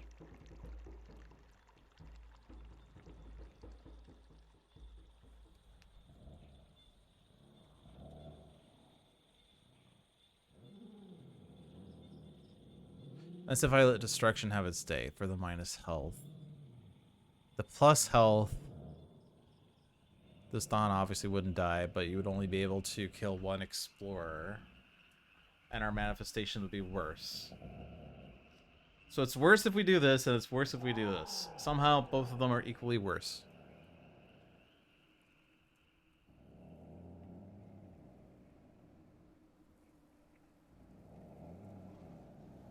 And I can't say, oh, maybe the fear card will help us, because in fact it can't.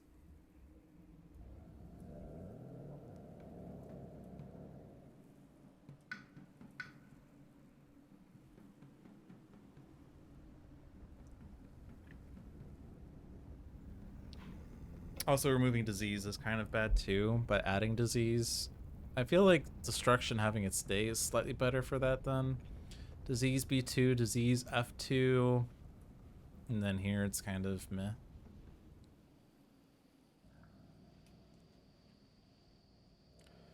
Remove a beasts. So like B3 is forced there, and then there's like options here. But it does potentially add blight, which could be bad.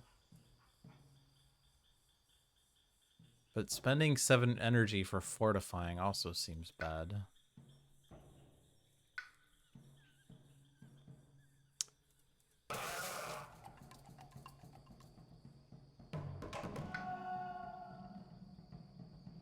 Guess we could forget sudden ambush. It's kind of meh. Just thinking for like unique powers to forget. This is another one we could forget. That'd be 8 energy right there. Maybe I do fortify.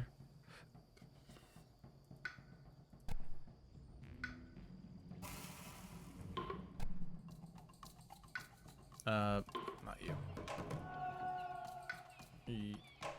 No, not you. You!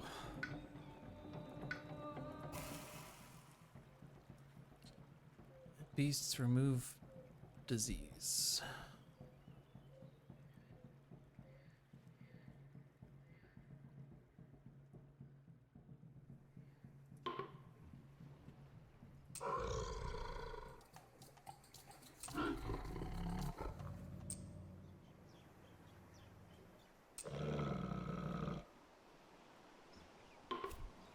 Slow, so we can remove a blight. Probably from the wetland, as the other 2 lands are. I guess that might build it now. That's slow, so you can remove a blight. That's fast, so we cannot remove a blight. Now we're adding a blight to B.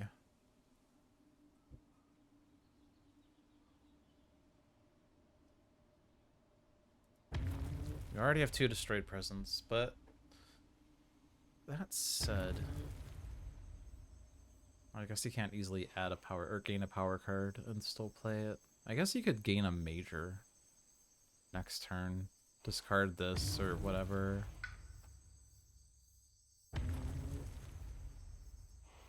But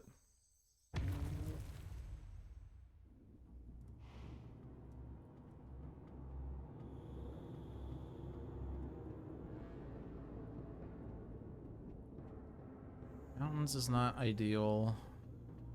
Maybe I just put it back where I destroyed it.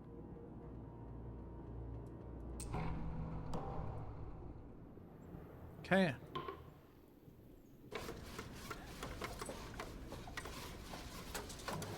They did not build in the isolated land.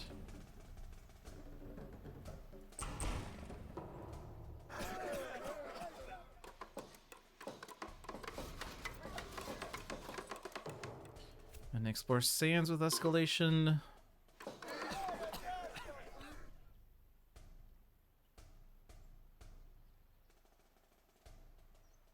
I guess the wetlands.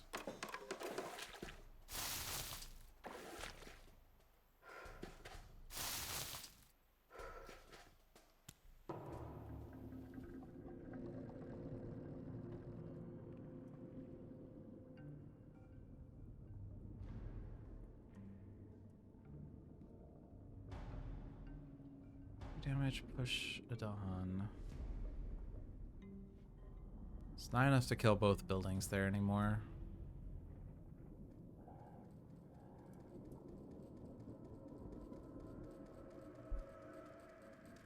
Um, 2 damage is also not enough to kill a building anymore.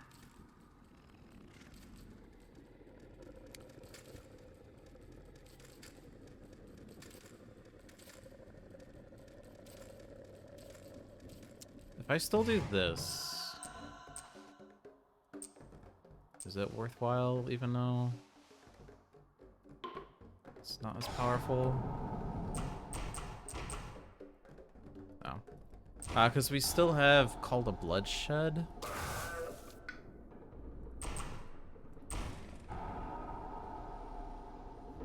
It at least lowers that London down.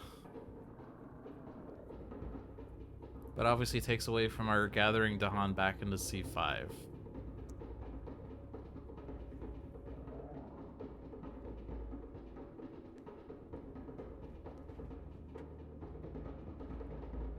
So let's think for a sec then. So if I don't do that, number one, are we actually at risk of losing the game next turn? This land has 5 buildings in it. With the escalation, it'll be 6, but Mountains isn't currently building. This one has 4 buildings in it, and they are high immigration buildings, so with the escalation, that's 6 buildings. Doesn't immediately mean that we are losing next turn, but if there's an extra build from an event card or something, it could be bad.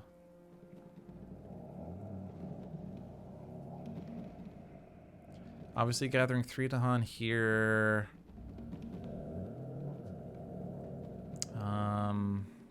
Gather 4, push 3.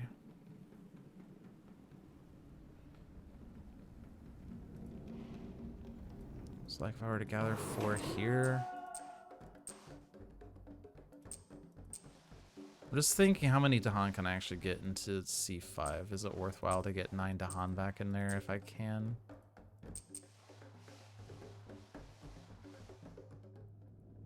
Voice of Thunder, push.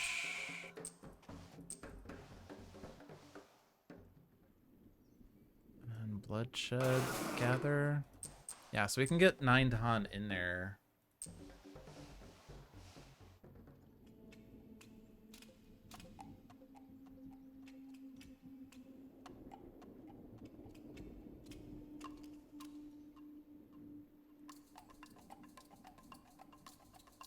This is a reclaim turn for Thunder Speaker, which means that we could play the same cards in the next round after the ritual is done, and then do the ritual on the subsequent turn as well. Or rather, just do it in the slow phase because he would win, right? But we'd need to have enough presence from other spirits to make that work.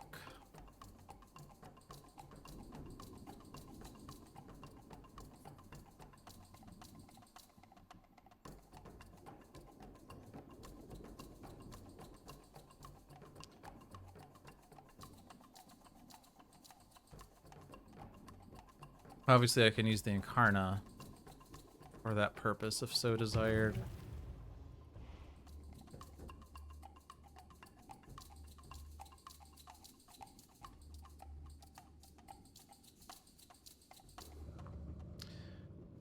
Could potentially work though. I could do second growth on Emberide Behemoth to put 2 presence down in C5.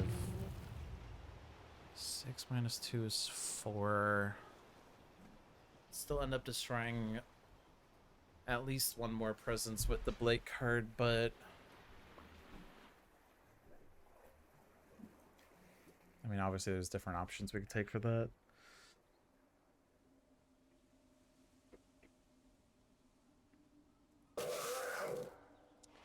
Only real issue, I guess, is that Fangs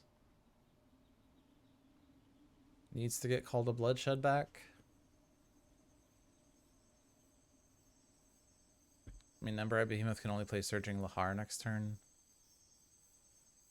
The rest of those don't move Dahan. I guess we could play Call to Migrate instead of Words of Warning, and that also gathers 3 Dahan, so maybe I don't need that then. So yeah, we potentially win in the slow phase next turn, provided that nothing terrible happens.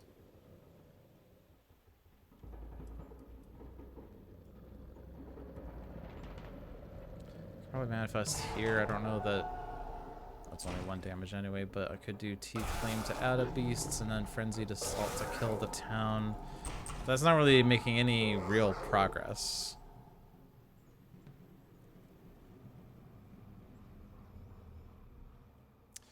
I need to use Behemoth Rises to put my Incarna into C5 because this middle growth option needs to be a land with my presence, and I don't have presence in there.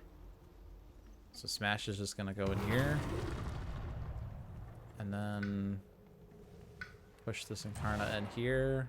Smash, but no, because that pushes Dahan. I don't want to push the Dahan. So I'm not using the repeat on that.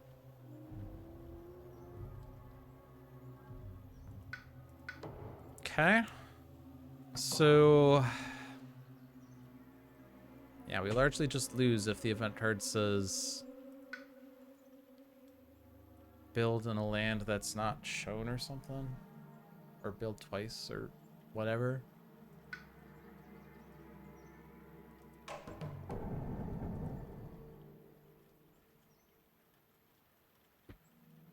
Okay, so let's see. So... I also have to have energy to play everything, but I feel like I probably have enough energy to do what I would want. It's just Voice of Thunder and Call to Migrate are the important ones, and then I would want to play another Sun Air card.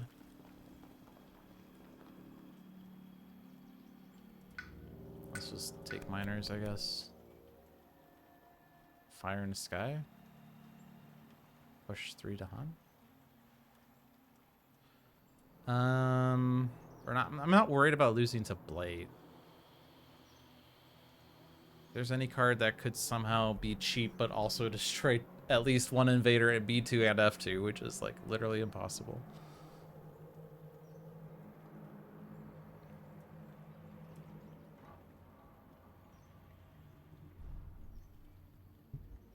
I'm just gonna click that one as its good elements. And this one is not really good elements at all.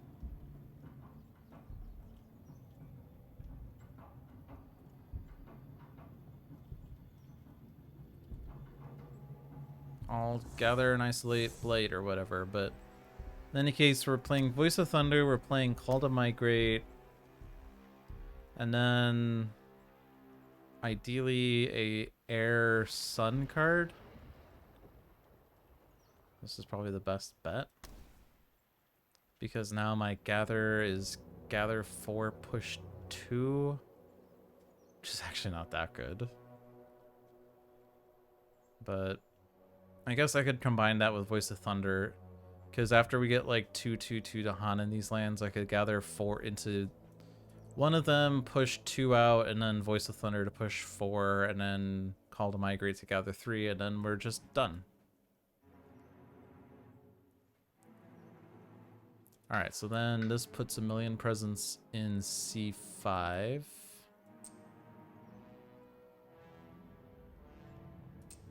Just go up energy track for no reason. I do get to smash.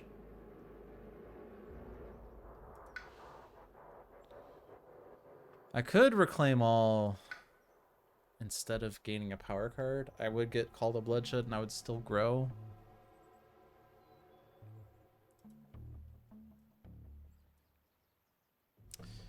If I'm really worried about B2 or F2, I could try to use Insatiable Hunger. I guess the main issue is I don't have energy. Insatiable Hunger plus Blood Draws Predators costs 5. I guess I can get off the energy track.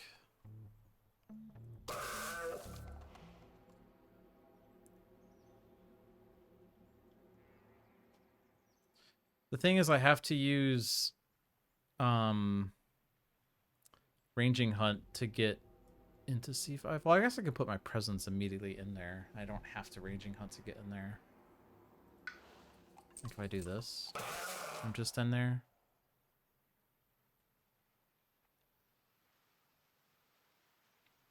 I think that the other thing I forgot is I actually need energy for the scenario. I need at least 6. Currently have exactly 6. No, because I haven't accounted for this +3. So it's 3, 5, 6, 9. So I could only spend 3 energy on power cards. If I do this, it's only 2 energy. So I can't actually do Insatiable Hunger. But I don't have to use Raging Hunt in C5. I could use it in F2 or B2. Obviously, I can't use it in both.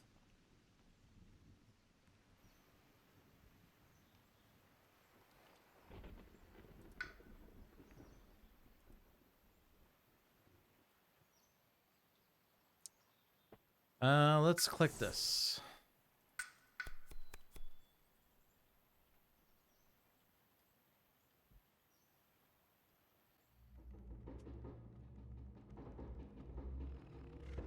Call to trade would gather a town out of one of those lands. Might be enough.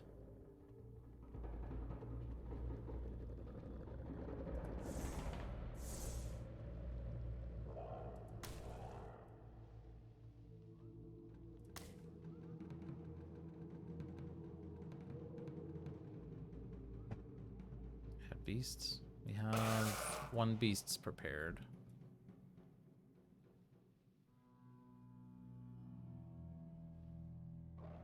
Not really a place where adding a beasts would be helpful. I guess putting it here for slightly more damage in F2, but I think we're gathering a town into F1.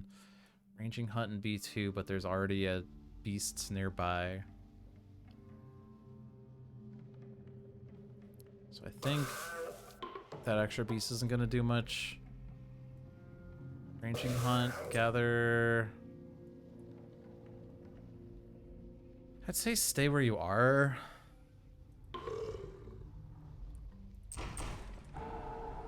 I'm doing that largely just so that an extra build in B2 doesn't lose us the game. Leave that beast there, I guess. Actually, hold on. Well, no, there's no fear cards actually gained, so none of that would actually change. Okay, so yeah, we still ranging hunt here. Gather that.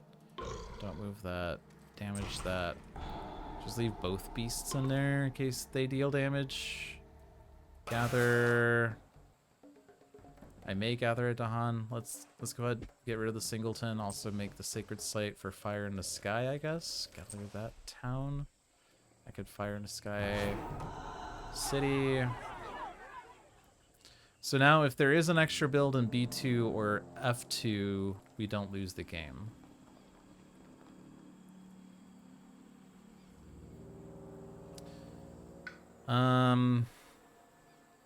Mountains Ravage. I could stop one of those blades, I guess.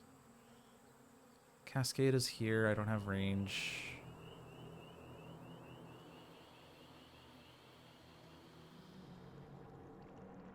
I guess I could have made range happen, but...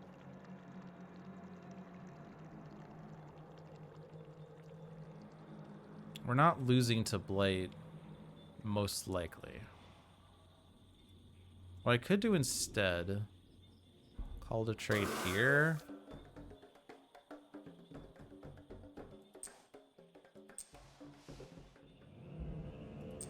But not that town. Wrong town. Gather a Dahan from that land so I can move the Thunder Speaker presence. Gather that town so this land doesn't lose. Fire in the Sky that town. So now we don't have a Cascade there. That saves us 2 Blight, which is a very useful Fire in the Sky.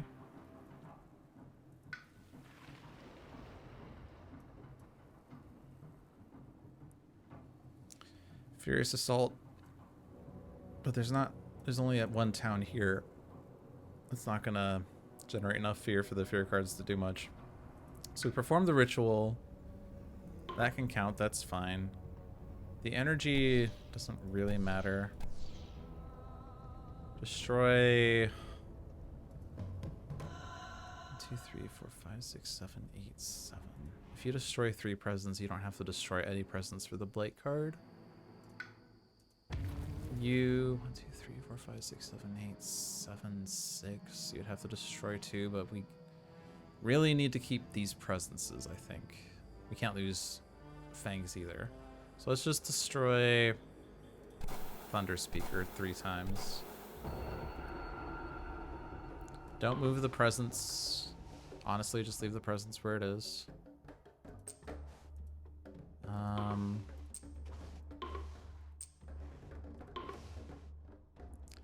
And then as long as we have like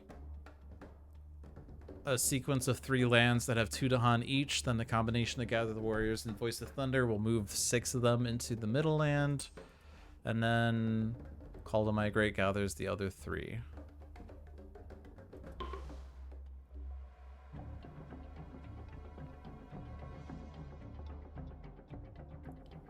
And there's no reason to do this fast, I think. I guess, oh, I do need to get the Dahan out of that land, actually. So, yeah, I do need to make this fast, because these Dahan are needed to not die in the Ravage.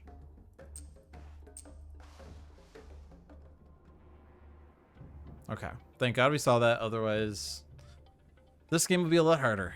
Ooh, boy. Nice catch. But Furious Assault doesn't really do much other than generate a fear, which isn't going to do much. Okay. So we should be set up. I could destroy my Incarna if I so wanted, but I don't so want.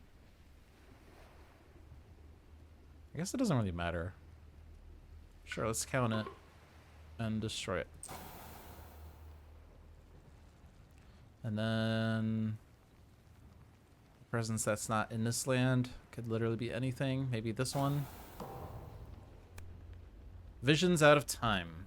A spirit more loosely time-moored than most warns of catastrophe's subtle seeds. Each spirit chooses.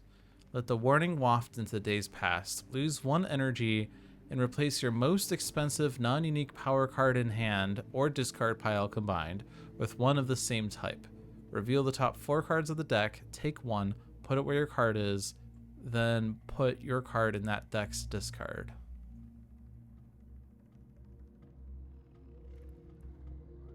That's really interesting, actually. Head off the problems yourself. Add 1 omen token to the land without omens that has the most invaders, minimum 1. After each ravage step starting next turn, at each omen, 2 fear, invaders ravage, remove 1 omen.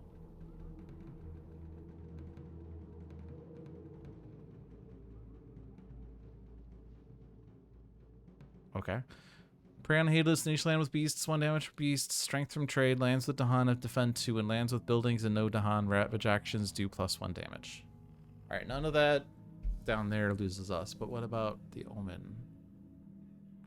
Do we lose if we lose energy? 2, 6, 2, 5, 6. We should be able to win even if we each lose 1 energy, as we will just spend 3 here, spend 3 there, yeah. Replace your most expensive non-unique power card in hand or discard pile with 1 of the same type. So, like, for instance, if I do Umber-Eyed Behemoth, Terrifying Rampage is unique.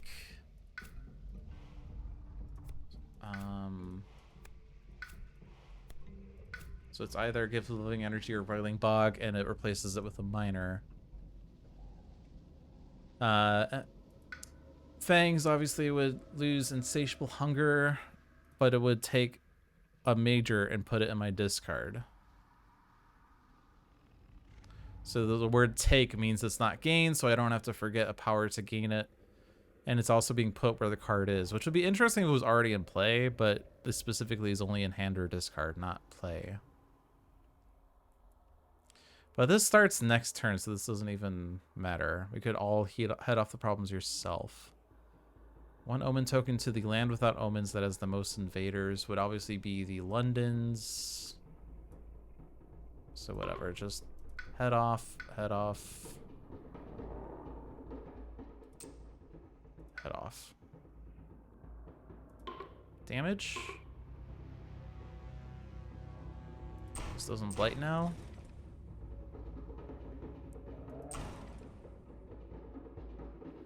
This doesn't actually kill the beasts. Nice. Ravage actions do +1 damage. Doesn't really matter.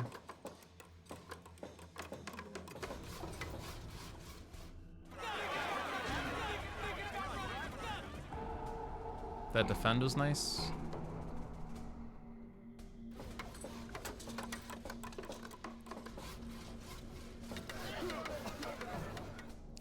Explore coastal, so there's no escalation actually. Okay.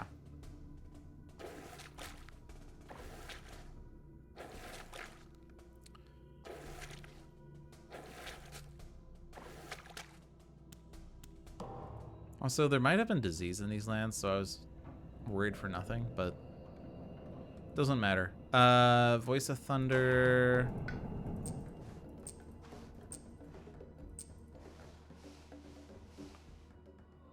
Call to Migrate. And then Ritual of Terror.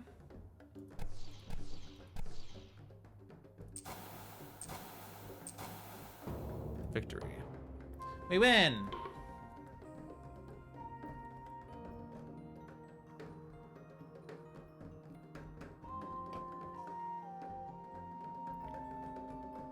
GG.